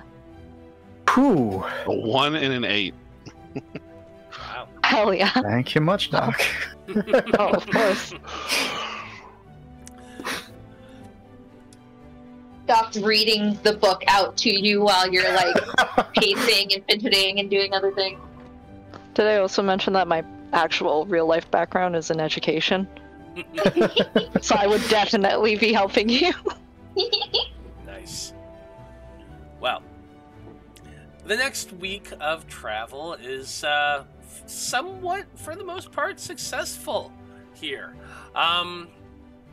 Dr. Bloom, without issue, you're able to set up your medical kits. You have extras all put together and ready to go. That way, if worse comes for worse and you need them on the fly, you can grab them and go. You have at least 2 kits for everybody, plus you have little extras stashed in various locations. Like, let's say you have a little go bag in the different locations on the ship as well. That way, if you need to just go grab it, there's at least one on every level of the ship, and plus the ones you all carry about, plus the extras that are set up in the infirmary. So you feel like you're pretty well stocked up in case anything bad happens. Matt? Yeah. Just because you said that this is like we're spending a week now, does that mean that everyone who has or has had a life-threatening injury, we've gotten enough sleep and we've gotten enough healing that we're all back to full health? At kind the of end thing? of this like week, we don't have yes. any more? Yes, Okay. at the end of this week, you will all be fully healed up, and you will not have any injuries remaining. Awesome. Okay. Looking next over to Zolos. Unfortunately, even with Lark's assistance, like you're trying to teach everybody all the various aspects of what you do, but it ends up being more you standing there boasting about how awesome you are and how good you are at doing this. And like as you go to show someone something, and then you just spend like 20 minutes explaining how you're the best at doing it, and you don't show them anything. Yeah, I mean, that's about right. Yeah. I mean, Yeah. So he unfortunately, just showed me do it himself. He's like, see how awesome that was? As for Skarn and Lark, yeah. Skarn, you spent your time being assisted with Dr. Bloom going over that primer of magic, learning more and more about it, how it relates to you, how there are all sorts of the different magical schools and that sort of thing. You're learning more about like how magic functions and the different variations of it, and you're learning more about like variances and things like that, and you're starting to understand how it relates to the powers you're already beginning to develop, and pathways that through proper training or through proper practice and thought, you could probably pull up all sorts of different things, and you could train yourself to do a lot of different stuff with the magic you currently have. Fascinating. As for you, Lark, you, with that one, you find something you weren't expecting in the navigational array.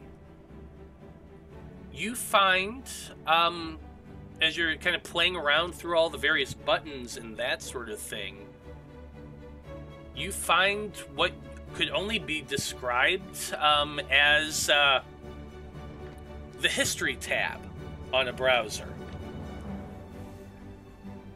You kind of fiddle with it a little bit, and you realize that there is a current leading towards Loroupa. The problem with it is you're not sure where that current begins. You're kind of trying to trace it, and you see a clear path that led to the planet. You can trace the pathway that the ship made. But as you're watching it, the problem with it is it seems to circle and go wide around the edges of Wildspace. And after a certain point, you kind of lose track of it. But you're able to.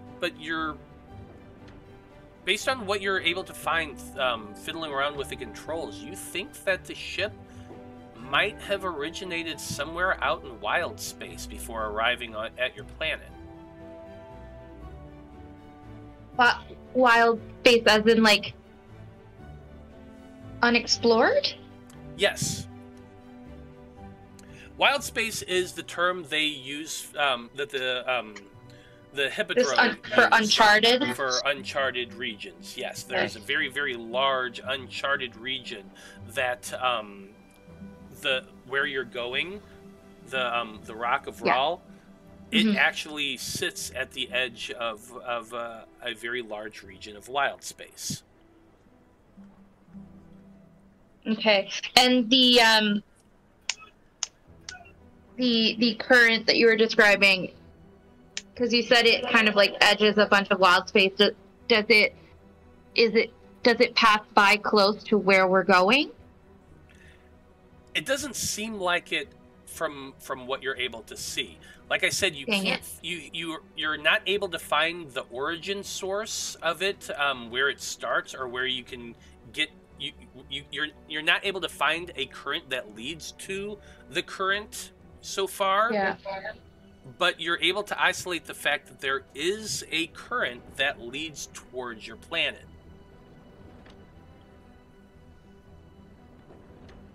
Wow. Okay. So, as long as we follow it, hopefully we can find sort of, on-ramp. Okay.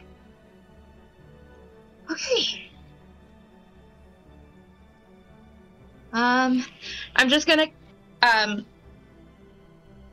press the button that we figured out that goes to the speakers. It's just the tubes in the back. The tubes. Okay. Yeah, they're just these tubes that go through the whole thing. Okay. I'm gonna go over to the tubes. Be like, hey folks.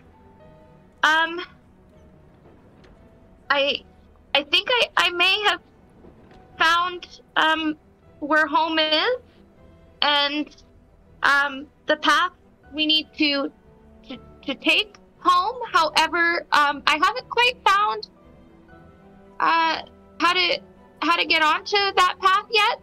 But guys, I found home.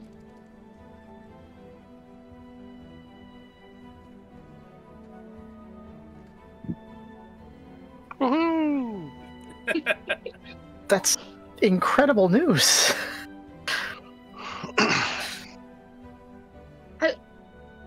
I wonder. So, guessing that the way I figured out that this seems to be like a history tab is that it's showing like the past and the previous stops that the ship has made. It's showing at least the path that it took to get to Loroupa. It's difficult to tell beyond that, but you can see that there was a current that that the ship followed that it ended up on Loroupa.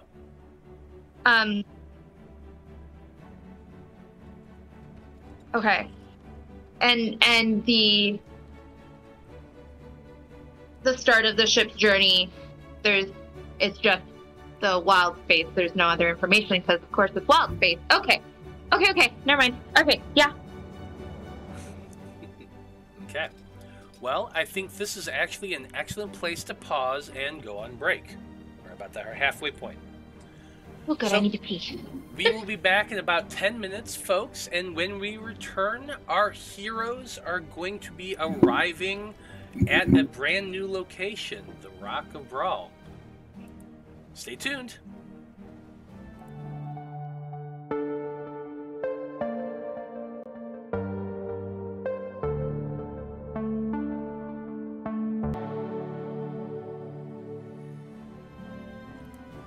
Howdy everybody, we are back. And when we last left off, our heroes, the crew of the Wayfinder, have made their way along a very long aether current leading towards a location where they are set to deliver a very large amount of cargo. Your arrival in the system is an interesting process. You know basically where it is. The Hyppodro have shown you on your navigational array map where exactly it is. So you would know probably well in advance of your impending arrival. I imagine that since this is your first arrival in a new location, you would want everybody to actually be up and ready for this sort of thing. So you have to kind of finagle your sleeping shifts a little bit. Because your arrival at the Rock of Brawl happens about, well, what you would consider late in the evening. Now, to actually arrive in the system, what you have to do is you have to wait for the current to get you to the proper location. You then drop your sails and leave this the current. From there, it's just a simple matter of navigating your way to the station itself. So, once the appointed time has arrived, I imagine your group is all making your way up to the main deck, and are setting up for your arrival. Now, who is planning on being who is wearing the crown? Is my question. Who's going to be wearing the crown for your arrival?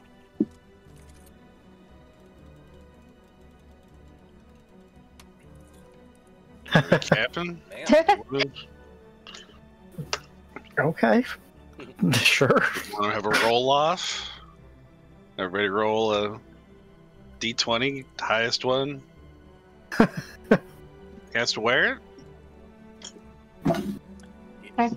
Ready? I'll do it. I mean, if you want some, Yeah. Go for it. Yeah. Fuck. It's a 6 on my end. No, I'm gonna roll real dice. Oh. It's a 5. Sorry. So what were you aiming for? The lowest number? I said highest, but I mean, Highest. I guess, If it's the highest The number, highest. then that Yeah. would be Zolos. God, So- he was gonna go out on the masthead and just be like, showing everybody. All right, no. I mean, you can make it the low. Yeah, it doesn't matter to me. Yeah, I mean, like, we're just He'll do deciding this. If you can take yourself out of the running, it's okay. That's fair. He'll do it.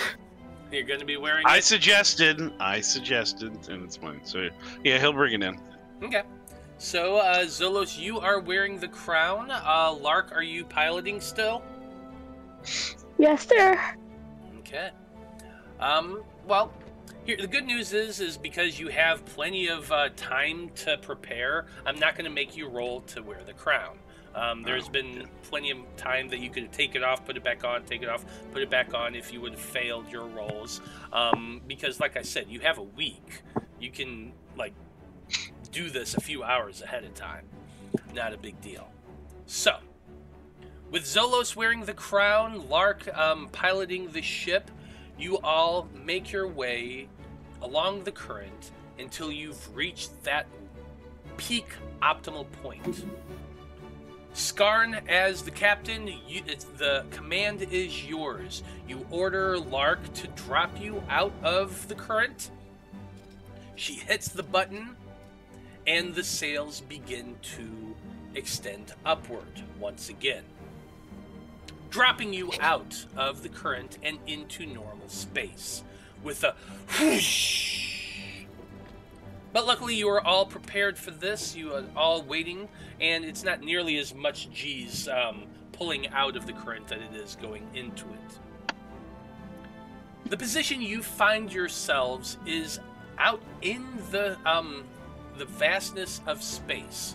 You can see ahead of you, probably about 30 minutes at high speed, there is a singular thing floating out in the vastness.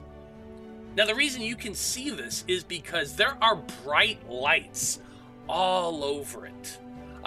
Like, remember those big old spots, searchlights that are that you can use to draw in people? Like, I know around here people used to do them all the time for, like, when carnivals came into town, or a car salesman had a big sale. They have those searchlights out. They have those. There's about half a dozen of them all spread out around what appears to be a decent size asteroid. Definitely smaller than the one the Hyppodro had that they were mining in. This thing is basically at a distance. Like, it's difficult to judge perspectives sometimes being out in space at all, but you would estimate that this little island in the middle of space is about maybe a quarter of the size of Jura, the island of Jura. So, not comparatively huge, but definitely bigger than your ship. In fact, as you're getting closer, those lights that are moving and flashing, you can see that there's about a dozen or so ships currently docked, or not really docked, but landed there on the asteroid. You're noticing there aren't actually docks extending outward. In fact, most of the structures that are on this asteroid all seem to be built on top of this rather large flat indention on the asteroid itself. There is, it looks like there's a decent sized city of metal and stone and wood and brickwork, all kind of hodgepodged together, sitting on top of this gigantic rock. And a hodgepodge is definitely a good description of it. Like, as your ship is beginning to sail closer and you're starting to circle around looking for a way to land, you notice that all of these buildings are just like an amalgamation of lots of different things. Like, you see actual boats, ships, all welded onto, like, almost brick-like metal blocks. There's parts that you think might almost be organic looking, the way it pulses and undulates. It's a unique sight, to be sure. Now, most of the ships that are parked around the city is actually grounded on the rock itself. It's difficult to tell exactly how, but it looks like these ships just land on the asteroid itself. So there is that to contend with as well. But there you can see the Rock of Ral floating amidst an empty void.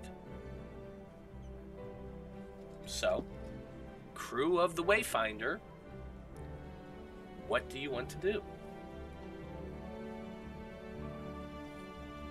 Space is so cool. I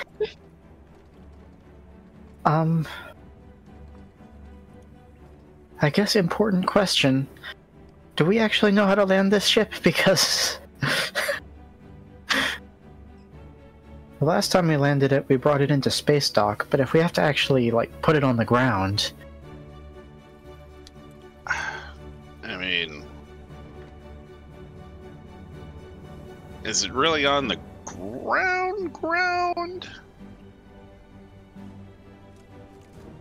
I would think we just kind of think and it'll do, right? Right? Well, I mean, it's not Look around 100% that, or we wouldn't have a pilot. Now give me a whole lot of confidence here, Captain. Wait a minute, what Well, was sure, that? I mean- It's gonna be great. We're gonna be fine. Yeah. I'm doing it. I mean, we're... Fuck me if I... Those 2 1s earlier are really gonna come back. My mouth's gonna... Okay. Alright, yeah, we'll be fine. I'll tell it what to do. Short round will, spin the wheel. Well, we're good. Yeah, I mean, you'll definitely be able to control the thrusters to bring it down. I just don't know if there's anything we have to do to, put it down instead of just leaving it floating. I have no idea. Did they give you a book? No, they sure didn't. Well, I mean, they did, but not a book about the ship. I'm thinking maybe they'll toss mooring lines to her, so we toss to them, or I don't know. This is all new to me. Mooring lines. Okay, yeah, that's good to know. Thank you. You know what those are, right? You were. I mean, I couldn't miss you. You're a giant rock. You were there when I was trying to explain everything, right? I mean, I remember everything went well.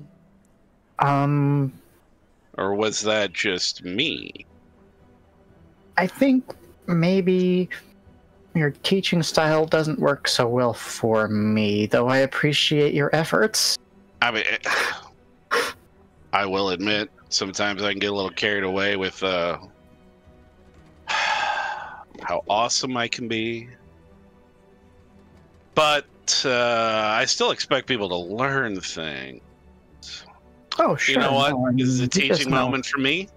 Yeah. I'm going to better myself and try and be maybe 3 to 4% less awesome and give that to you guys. Well, I mean, it's like how some people are like kinesthetic learners and some people are static learners. I think maybe, Not gonna, just between you and me, I have no idea what those words meant. I see. Okay. I just learned by just, Alright, well, it was beat into me as a child. And so I kind of figured out that way. I'm not going to do that to you guys. Because that would be rude, and I don't think I could beat you up. I appreciate I'm not your going to even restraint. try, because I don't want my perfect record ruined. So yeah, no, I apologize. I'll try and dial back. But then he just momentarily is just like, God, again. Wow, is this? I mean, it's difficult for me to stop, but for you guys looking at this, I mean, it must be excruciating. Deadpan, he is 100% serious. He's just like, how do you guys stand it? just even looking away. You're heroes. He's just gonna go right back to... I'm telling you right now, you're gonna have to step in at some point, or I'm not gonna stop. So yeah, Captain is gonna be great. We're gonna be fine. You know what? Hey, guess what? There are no losers. There are just winners that haven't won yet. You remember that? I like the sound of that. Yeah, that's great. So yeah, let's take her in. Sounds like a plan. Okay. So it sounded like your plan was to kind of swoop in and then turn off the engines and hope they throw mooring lines to you? Well, have any other ships been flying in at the same time? No, but you haven't been waiting like super long. You've just basically circled around it once. I mean, I guess because, I mean, he's probably been a part of bringing your ship into port. Mm-hmm. And so he knows, you know, you do have to drop your sails at least a ways out so you kind of coast in. Mm-hmm. So he would kind of like try and do that. He would say, hey, you know, drop sails. He's like, because the current's going to kind of keep them going a little bit. Will. Yeah. And so, I mean, we'd have to almost... I guess the Hippo people were on the ship with us when we came into the asteroid port. So there was somebody probably with them at least explaining, hey, this is how you slow down, you know, right? Because they kind of brought you into the port themselves, if you remember. They're the ones who did it. You are all there watching. Skarn was, for sure. And basically all they did was they turned off the engines. They coasted up towards the dock itself. They guided it towards the dock, and when they were getting to a certain point, they threw the lines out to the people on the dock, who kind of pulled you all in. And then they extended the anchor and hooked the anchor into a locking mechanism at the port. Okay. But there isn't a port here. There isn't a pier or anything like that. I mean, I guess, they just try and do something similar, you know, since they haven't done this before. They're going to kind of do what they've seen. And they'll turn the engines off or drop the, you know, sails and do what they can to kind of coast in. And then he would just tell them, he goes, you can get a good arm on you. And he would kind of make the motion of, you know, he's like, you just heave those lines to them. I guess we could talk to that. We learned how to use the communicator, right? We sure did. So we could probably tell them, be like, hey, fresh crew, bringing it in. And then he goes, do you have he might even ask, he goes, do you have a specific docking procedure? So it sounds like you're going to reach out and try to contact them via the communicator, the communication orb. Okay. I suppose. Well, who wants to go ahead and do that? Are you doing that? I mean, yeah, I guess I can. Sure. Well, here's the good news. Since the Hyppodro did tell you to go here, they would have given you some information on call signs basically you need an address or a telephone number, if you will, to communicate. And there is a port authority here on the rock. So you go over to the communicator and punch in the number, and you hear a strange kind of garbled Rock of Roll.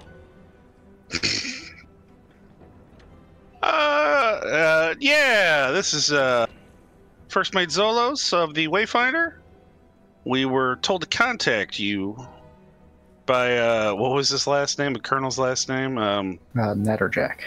Yeah, Colonel Natterjack. Bombastic. They don't need to hear that.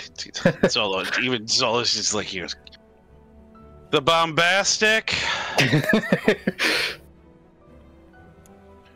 We have a shipment of supplies. I guess this is where we're taking it, right? We were going somewhere else, Yeah. or was, yeah, because we're bringing it here. So, it's like we are your supply mission thing. Don't know anything about supplies? If you're coming in for a landing, you can land on pad 4C. Are the pads labeled? I'm asking you as the player. Give me a perception check. I feel like a 5 is good enough for this.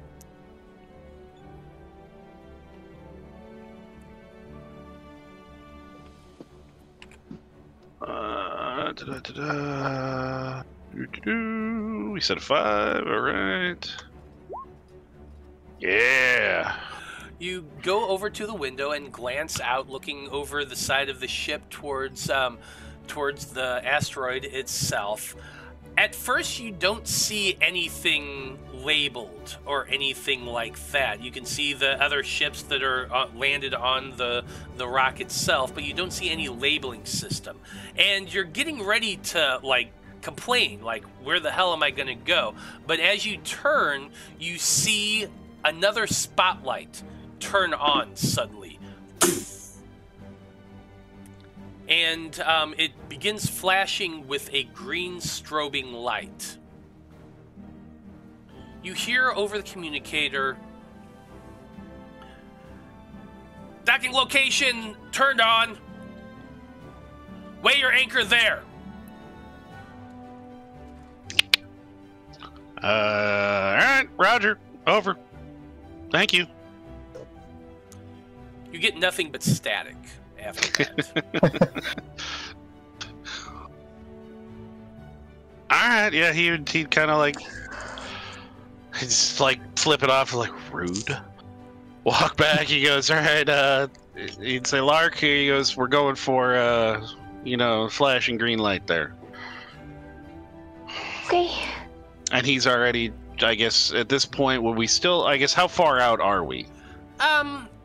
You got like maybe a 10 minutes of navigating okay. into the location. Is that too Gotcha. far? You're going to be having to do some controlling, so let's do another skill check, everybody. I feel like this is you're all going to have to work as a team to get down safely.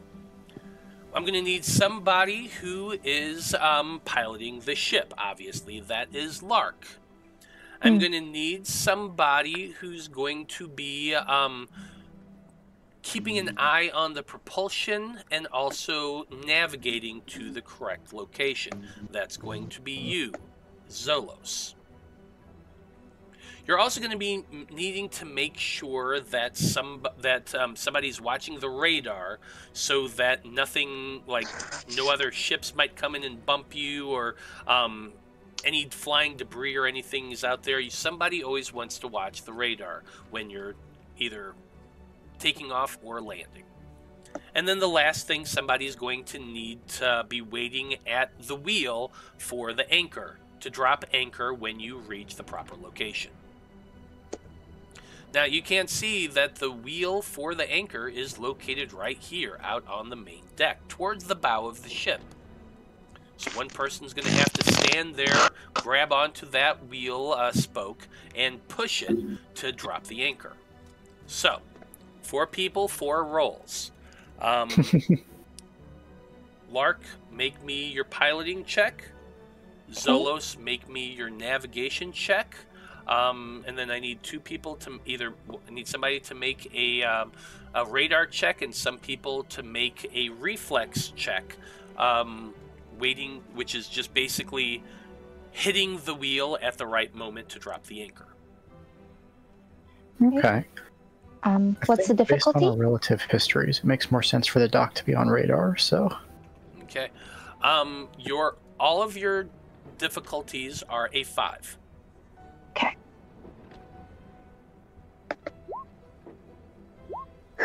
Oof. And I can give 3 points to give myself a hand, right? Yes, you can. using 3 of your effort points. Yeah, that's all I get. So.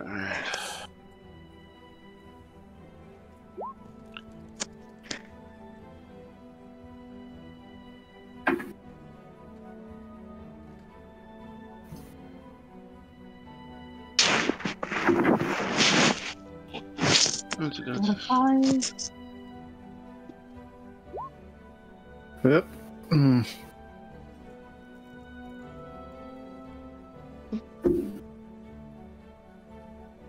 I think I've got a reroll on deck. I'm gonna go ahead and do that for this because I really don't want to drop us in the middle of an asteroid without being in the right place.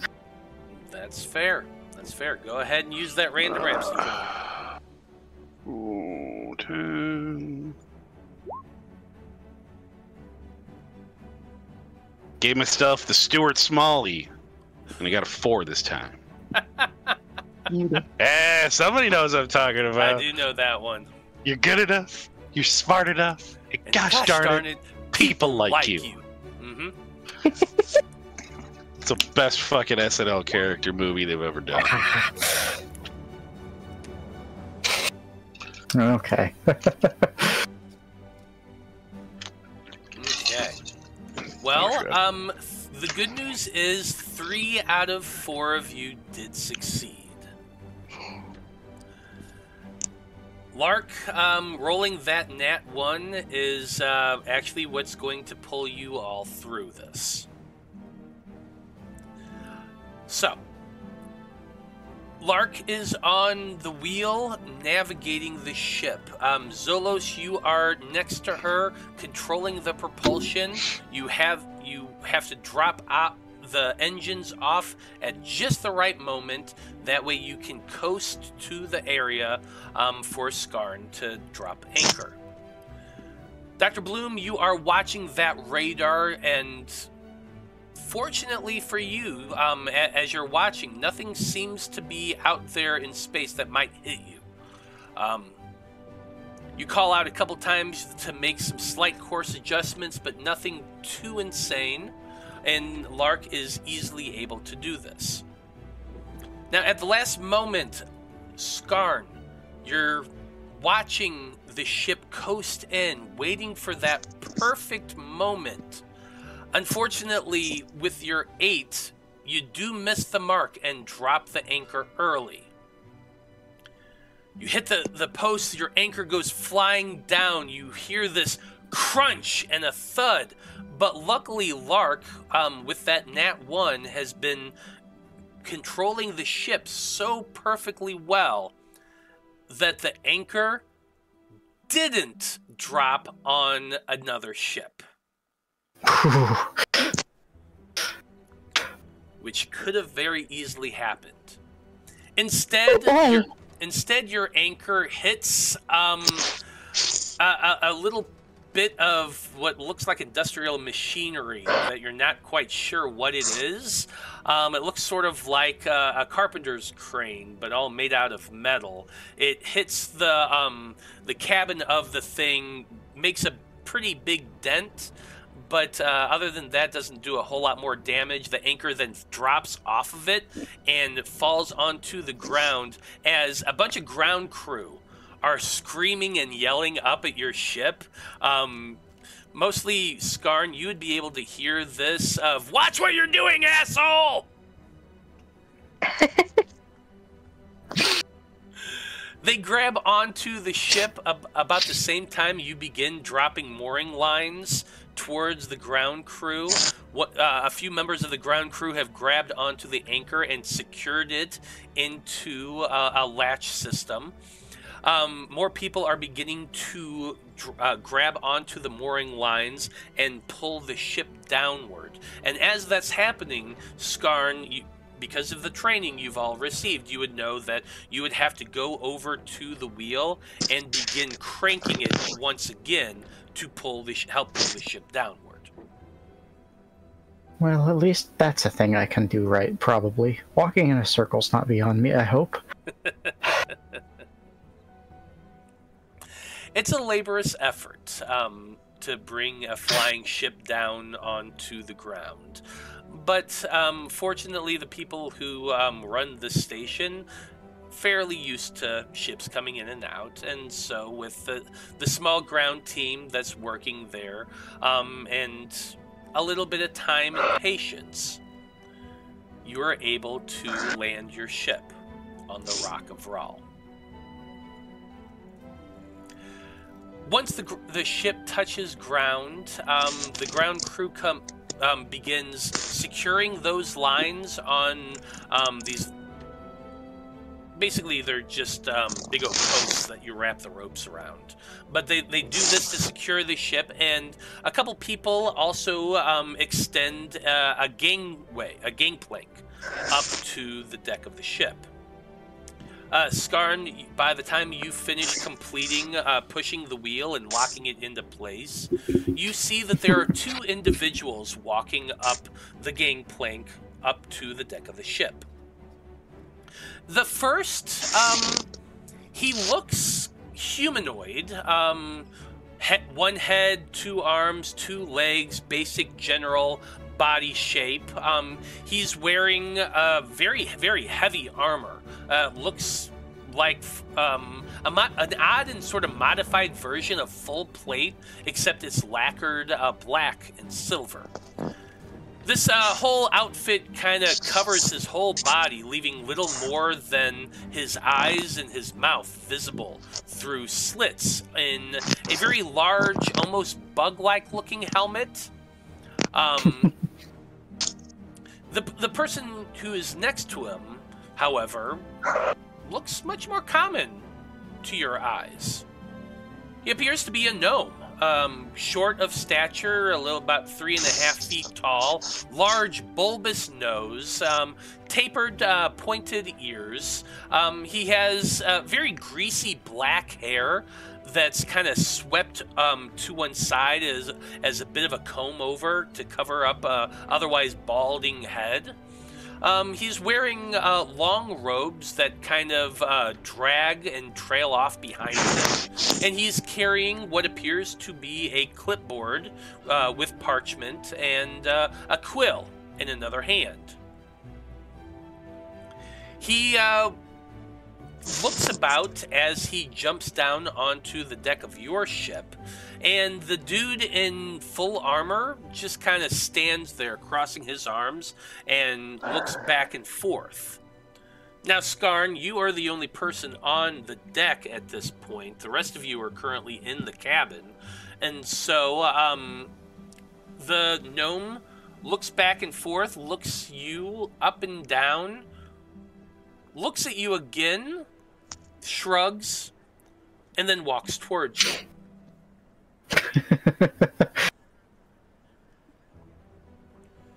You there? Who's in charge here?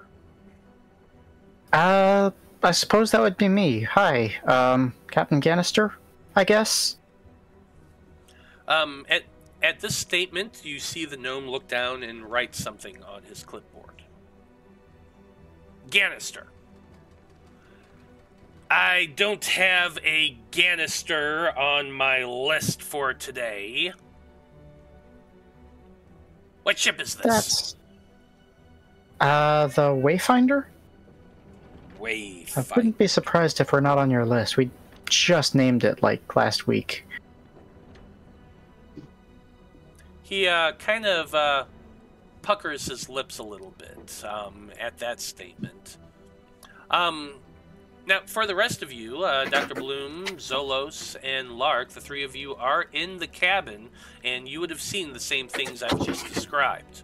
What are you doing? Was there anything else we needed to do to the ship, or can we... Once it's down and locked up, no. You just need to take off the crown to power down the engines, and that's really about it. And yeah, that's what he'd kind of, I guess, is we have a resting spot, or do we just put it in the chair wherever, or hang it on the edge? Sure. Hat, like a hat rack, and he just kind of goes, you know what, I'm gonna go help the big guy.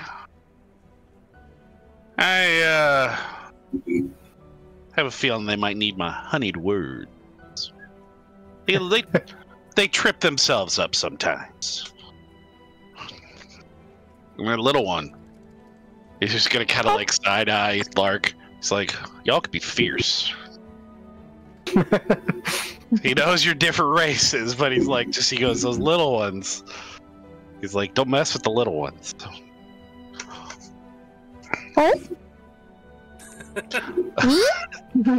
Yeah, you.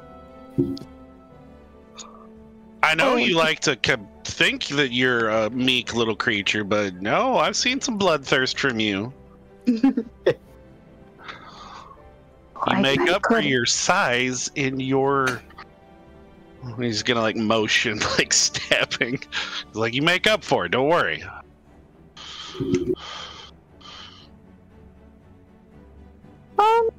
Okay, sure. Let's go help. Let's go help Skarn now. And she's just gonna put her head down and like beeline it. Are there like paperwork like what we have in the on the bridge that we should be bringing out to them, or? I can grab the license. Yeah, the only paperwork you've been given is the like document. the shipping manifest. Yeah. I guess he was like, let's see if they want that. Okay, so your friends are beginning to file their way out from the cabin, Skarn, as the gnome is saying to you, well then, being as this is your first time to the Rock of Vral, I'll be needing some more information before I can allow you to depart. First of all, and he moves the paper, just kind of pulls it back. I'm going to need I'm going to need your shipping manifest and a reason for travel to our location. He says this as you're approaching Skarn, and you would be able to notice that there's like this little bit of a grin on his face as he says this. I suppose were we provided a manifest by the Empire?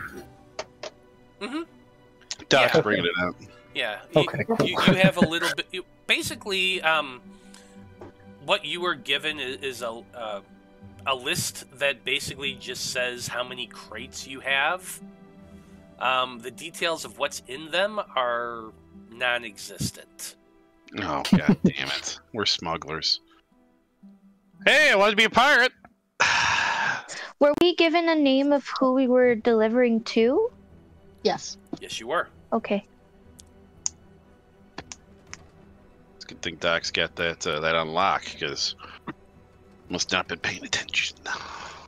Yeah, so no, you don't. Okay, well, really... I was having crashing issues before the break, okay? No, I wasn't. I was just like, I heard who was thinking. I just don't remember who we're going to. You don't remember Joss? But he owns so many things. Oh, yeah. Now I remember seeing the name written down on here, yeah. Yeah, it's in the chat. It's true. Crowborn. Reborn.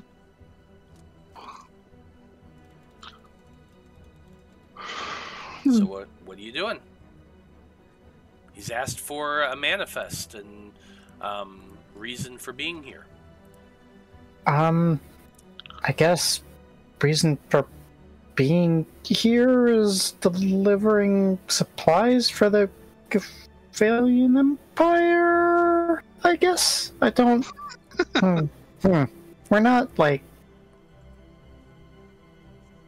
members, but we were sort of commissioned to do the job. The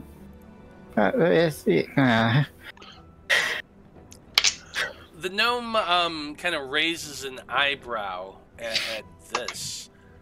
Delivery for the Gyfferellian Empire. Or from them, rather, not for them. Mm-hmm.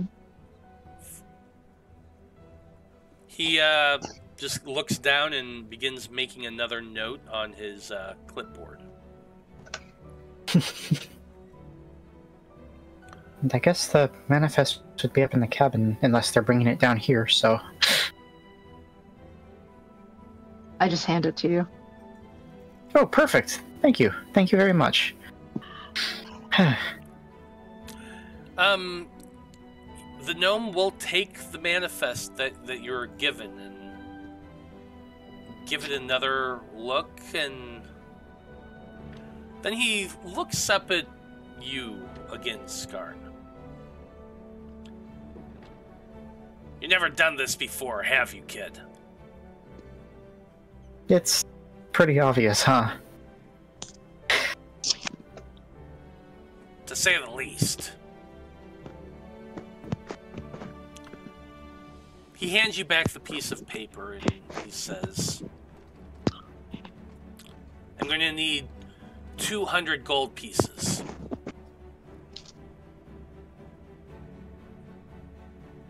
Docking fees. I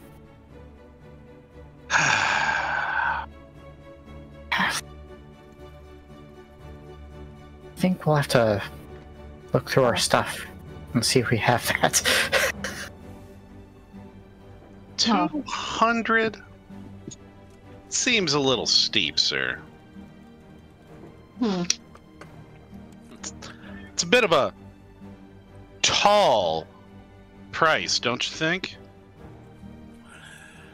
Make for me a persuasion check, charisma check.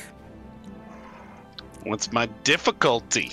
I think your difficulty for this this gnome is going to be a 3. Oof. Hey, I get a roll with a 6, so it's a good thing. So it's better than most, so... God damn it! Unless somebody wants to, you know, as I say, unless somebody, I don't know, on his level wants to help. You want me to help you roll again? You didn't do so well last time. I'm messing with. I was just, because you know I was just making a short joke. Yes, short jokes. I know. The gnome says yes. 200.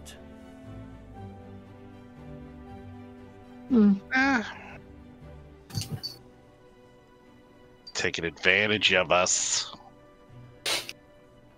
We could just.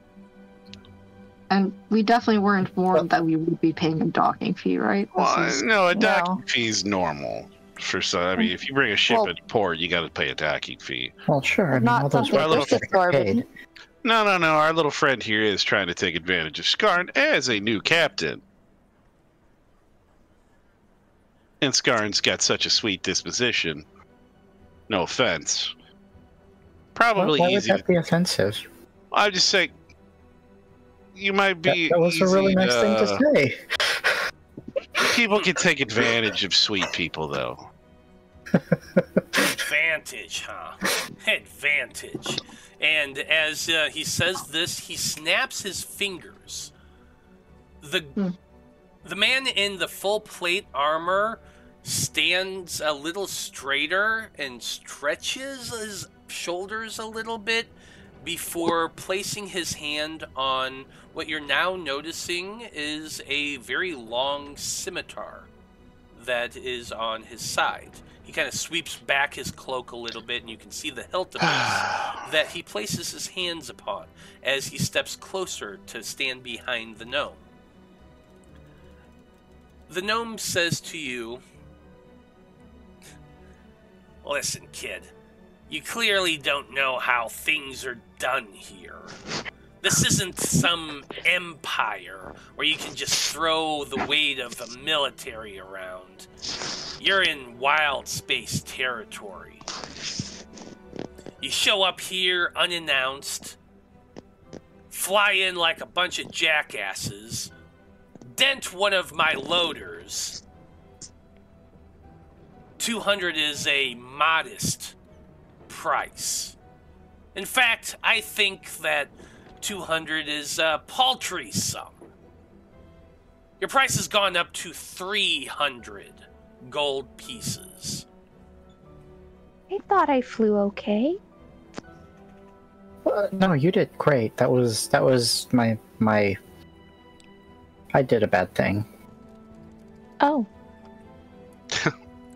Now, here's the deal. You do have funds on your ship. You don't have a lot of them. You used quite a bit to purchase supplies for your expedition. You didn't spend nearly as much as you could have because you did befriend the Gyff. So you do have enough money to, to pay for this. However, this amount is going to halve your funds. The money you have remaining currently, it is going to halve. So you have 600 gold pieces right now. Spending 300 to stay here is doable. But that's also going to cut your funds in half.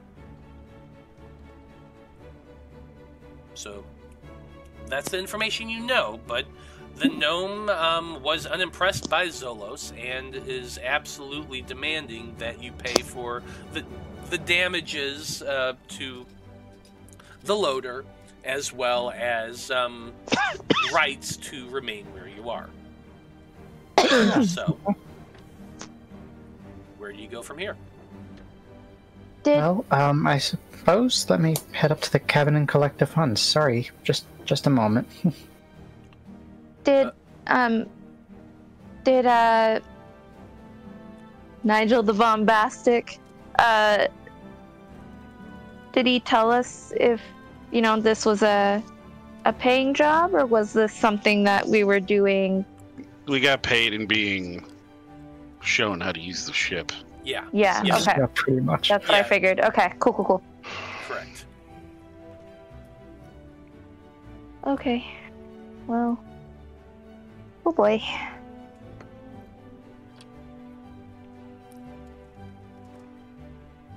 Okay. Well, it sounded like Skarn was going to collect your funds, which you do have in a locked chest on your ship. Get out of here, and we won't need these funds ever again. So, what's it matter if we use half of? Okay. Well, now we're at the point where you are going to just mark down that you still have 300 gold pieces. And that is what remains of the treasure that was on board the ship. You eventually come back, Skarn, and hand the gnome the sack of 300 gold pieces, which he takes and weighs out a little bit before, and just kind of weighs it in his hand before tossing it back to the guard, who snatches it up and places it in his cloak. He says to you, "Oh, don't worry. I'll count it later. And you don't want there to be a piece missing. But, welcome to the Rock of Vral. You are paid up for the next 3 days. If you need to extend that, you must come and find me and pay an additional extension fee, which typically amounts to about 10 gold pieces a day.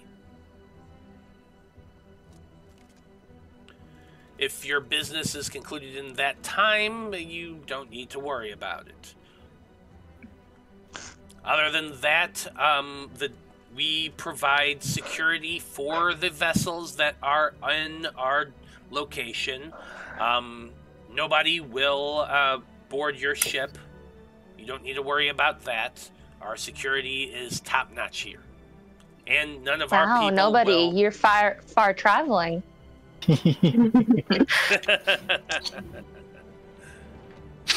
Well played. Well, you know me. I just love to board ships. Anyway, your ship will be safe and no one will board your vessel while we are on guard. You do not have to worry about that. You said you're dropping off cargo. That's probably something you don't want to mention to people. But here, if someone shows up and is ready to take your property, none of my business. So, I mean, sorry to be a bother, but you're the port officer, right? You asked what we were doing here. What should I have said if we're not supposed to tell people we're dropping stuff off? Make for me a persuasion check. Okay. I feel like you're aiming for a 4 here.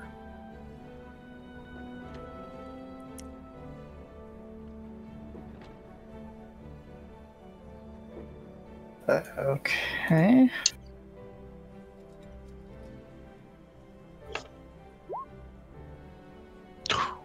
Ooh.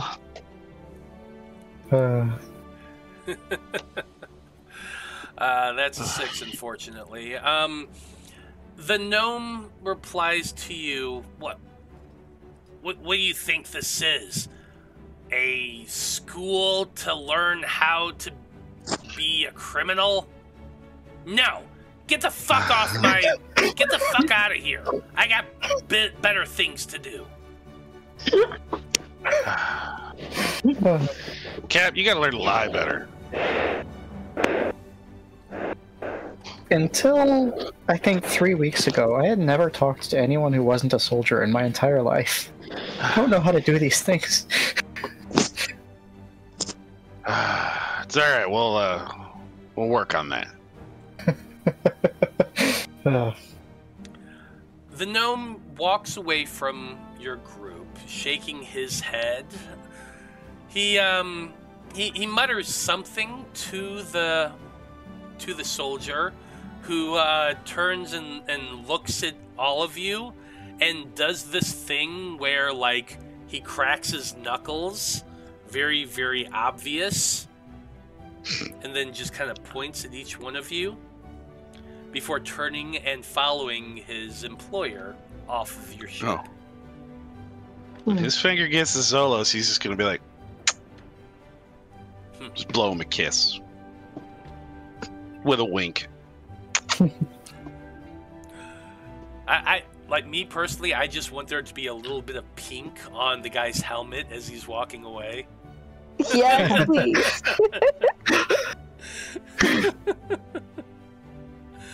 Absolutely. But you are successfully landed here on the Rock of Vral. You are at the outskirts of town that is pretty damn big. You do know that you have to find a location. You are told the name of a tavern that you have to go to find your contact. But other than that, that's about it. So you all stand there on the deck of your ship looking out onto this vast, unknown, and extremely hodgepodge thrown together city, or town, or whatever you want to call it, here on an asteroid. So, crew of the Wayfinder, we got about 10 minutes left of our session. What do you want to do? So, if we shouldn't be telling people that, you know, we're here to deliver stuff, should we be worried about asking for this Joss person? I don't think so. I think... God, I mean, all of you are just too sweet. I mean, Well, Tell you what, just if Mr. anybody... Nigel Bombastic didn't say anything about, you know, discretion or anything. he didn't explain exactly where we were going, no. Just, if anybody asks, just say, we're making a pit stop, gonna be here for a couple of days, maybe we'll see you around. Don't tell them why we're here. okay. Tell them we have okay. cargo, because I've never been a pirate before, but I have definitely heard the stories. They are pretty bad back home. So I You guess... don't want to get caught with your pants down around you. Well, Wait, Maybe you do. are we pirates now? Or is what we're doing illegal? I don't know if we're officially. We're privateer. That's essentially yes. But Is it though? Are we well, we're piracy on their behalf. We just can't attack their ships. But we're not necessarily pirates. That's just my fantasy, guys. But we're definitely doing something, I think, below the table. Are we the bad guy? No. Just because we're doing something that isn't exactly within the confines. Well, what is the law out here? We don't know. Yes, back home, we would be potentially arrested if we were found with illicit material. We're not back home, are we? Like I said, we're fulfilling a mission on behalf of the military. Like, just pretend like you maybe they here. don't have jurisdiction here, but Just pretend you belong, and don't let anybody tell you otherwise. If somebody challenges you, I mean, if you want to try and get out of it, you may just have to just step up and do something to just. We'll be fine. All right? He's looking at everybody. He goes, "We'll be fine." And he's just, if John were here, he'd just look at Boomy and be like, "You're probably not going to be fine." Because it's like, just please do your best to keep your little goblin rage contained. okay, so I have one concern. If we're not supposed to tell anybody why we're here, but we are looking for this guy, and this guy is clearly rich and important if he owns so much stuff on the island, then, like, We won't. have you seen this guy? The immediate question people are going to ask is, why do you want to talk to him, right? So Well, what do we say We're going then? to this. It's a tavern we're meeting at, right? Wasn't it? Or... So we're just gonna check out. We're gonna start asking people, "Hey, is there a good bar in town? All right, is there a good tavern? Place to get a meal, get a drink, get a room." Sure, but we don't know he's going to be there. We just know he owns the place. Do we need to stay Hey. in a tavern, or can we just sleep on Well- our ship? We're just asking people. We're just trying to get around, guys. This is all right. In all the stories, this is how it goes. You just ask around. We don't have to ask for him. Okay? We just say, "Hey, is there a place where we can get a good drink?" And if they mention the name of the place we're looking for, Bob's your uncle. We're in like sin. All right? Okay, I'm with you so far. And so we get So to the place we're looking for. And then we can kind of start looking around to see if maybe there's somebody that, looks like they're important enough. Maybe we'll listen out for a name. And then, if something happens, we can kind of just like discreetly say to, the bartender, be like, "Hey, it's like, we're having to look for somebody. Maybe you can help me find them." That's Okay, like we have okay. something that belongs to them. And then we just go from there, guys. That sounds great. Thank Like I you so say- much for walking us through that. Pretend you belong. I have done this all my life. It's like, he goes, if you make people believe you deserve to be there, you would be surprised at the places you could go. He's like, the trouble I have caused just by talking my way into a situation. Okay? It's good that I have a rich father. He's got me out of a lot of problems. So Should, just like I said, fake it till you make it. should someone maybe stay with the ship? That way we can, nobody tries to steal from us? You know what? I almost think, Mr. Fingercrack back there, it's kind of in their best interest to make sure none of that happens. Because if something happens to the ship, it's going to get around that they can't protect things. People aren't going to come. So if they can't Yeah, but the protect their- dockmaster also said that if someone, steals our shit, then it's That's if we're stupid That's not enough his to tell problem. people we got shit. They're going to protect the ship. If we're dumb enough to tell them we've got stuff, then it's going to make things more difficult, but they're going to protect the ship. I could maybe... I don't know how long it would last if I'm not there to be with it all the time, but could maybe put up an illusion that made it seem like there wasn't a door so people couldn't go in? Would that help? I'm sure there is there not like a something like a view screen or something that comes down or blocks it? Did we ever figure that out? Did we ever? No, there's no like movable view screen or anything like that. Way to lock the door, though, right? You did find like a set of keys. You can lock doors and the trap doors and things like that. Okay, well then, yeah, we can do that at least. I think we'll be all right. Like I said, I mean, what time of? I mean, do I say day? Do I say night? What time is it when we get there? You never actually asked. Well, I mean, sure. Is there not like a clock on our ship? If there is, we wouldn't be able to read it. Well, I mean, I'm just to tell you, no, there is no actual clock on the ship. But also, I will point out that time is relative. So the time, your time on your ship, you've all been living Loroupan time, but that's not necessarily the time of another planet. Yeah, it's all relative. So I did tell you that from your perspective, it's very late in the evening. All right. Let's just start walking in.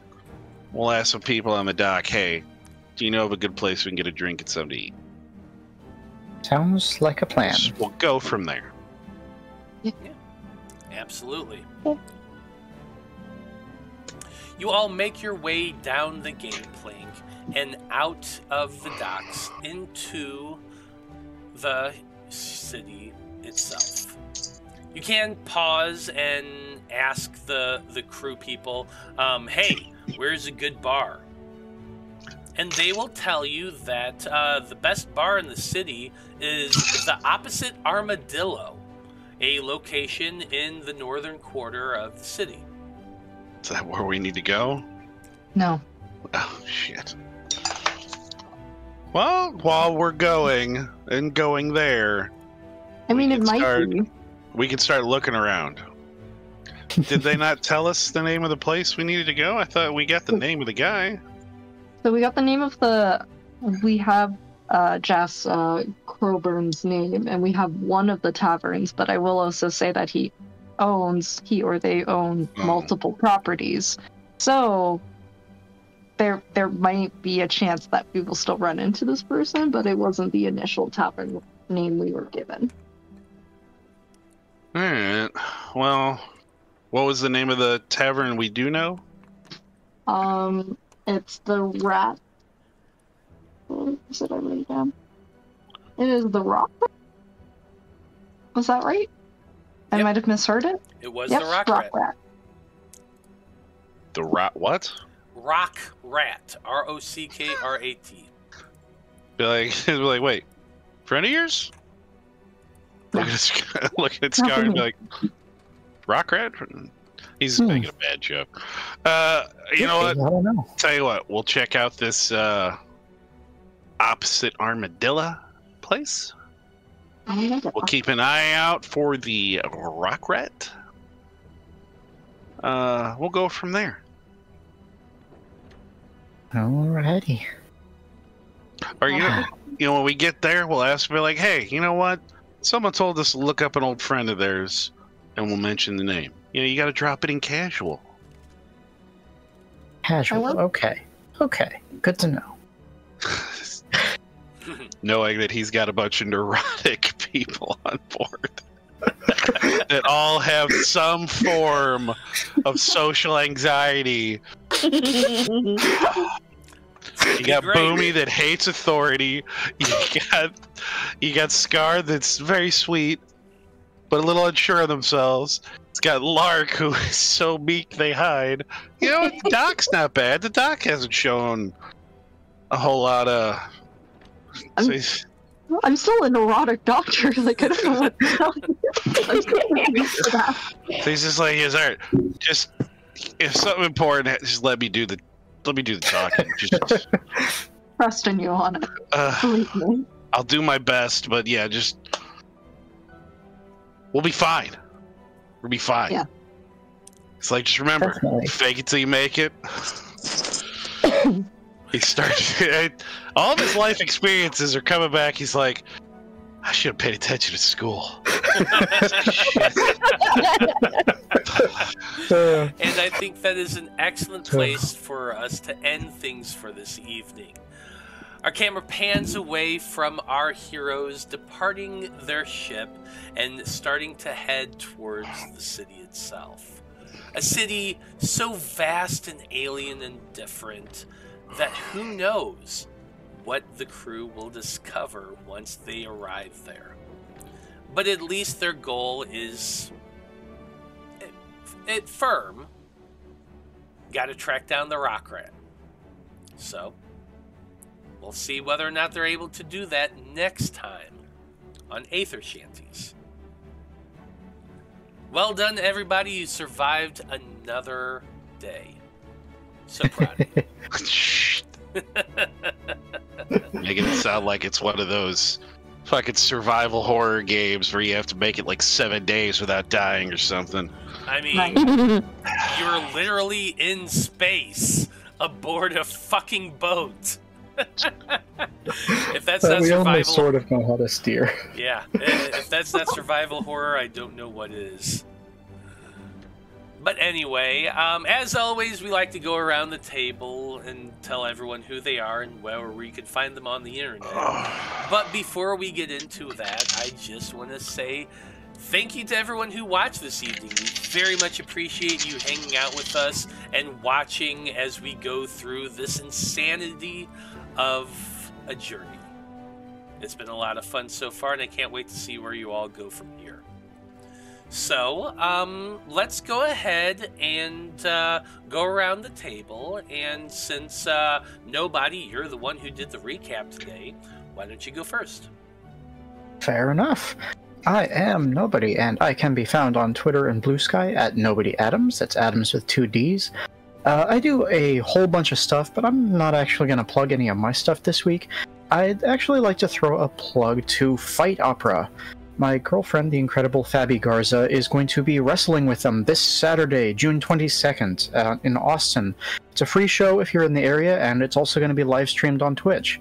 It's a queer, leftist, indie wrestling program, which this particular show is going to be themed all around trains. Every different match is going to be in a different car of the train as it's moving through the tracks. Oh, that's awesome. It's going to be a good time. So cool. Definitely share that link. Absolutely. In the group. I will watch it 100%. Very cool. So hey, yeah, if you are on the internet, go check that out when they do the live stream. That sounds like a lot of fun. Alyssa, you're next. Oh boy. Yeah. I'm pretty much, it can only be found on Instagram at Alyssa Crochets, where I crochet a bunch of either nerdy, cutesy dolls or some nerdy, I don't know, blankets and other things. Right on. Yeah, she makes great stuff. I've got a dice here, right now there that she Nice. made. It's very, very cool. It's all crocheted. I love it. So yeah, to go check her out. Nico, you're next. Hi, everybody. I play your friendly neighborhood Dr. Ezra Bloom. You can find me on the internet at Static Blue Stray.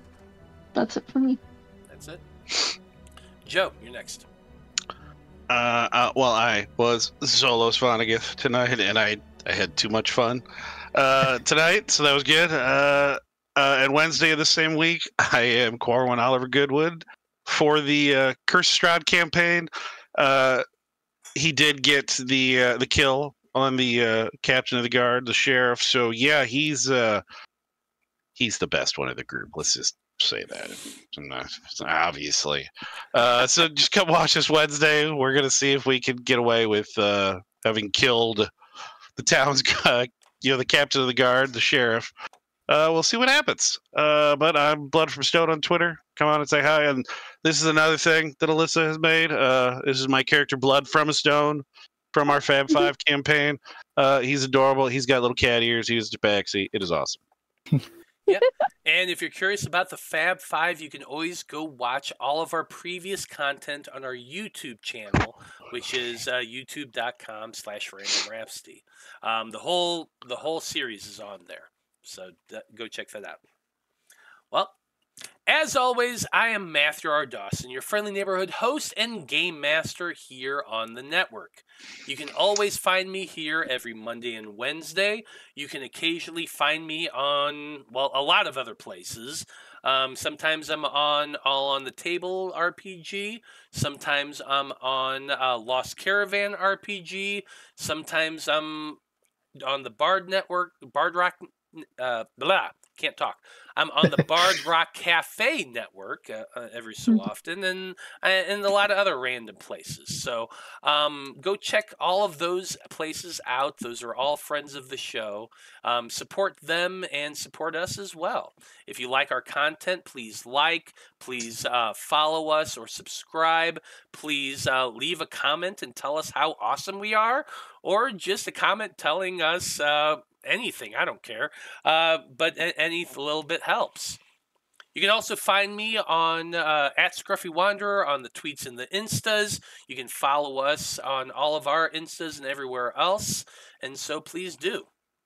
And so, on behalf of the crew of the Wayfinder and everyone in the Random Rhapsody team, I just want to say, thank you, folks. It's been a delight.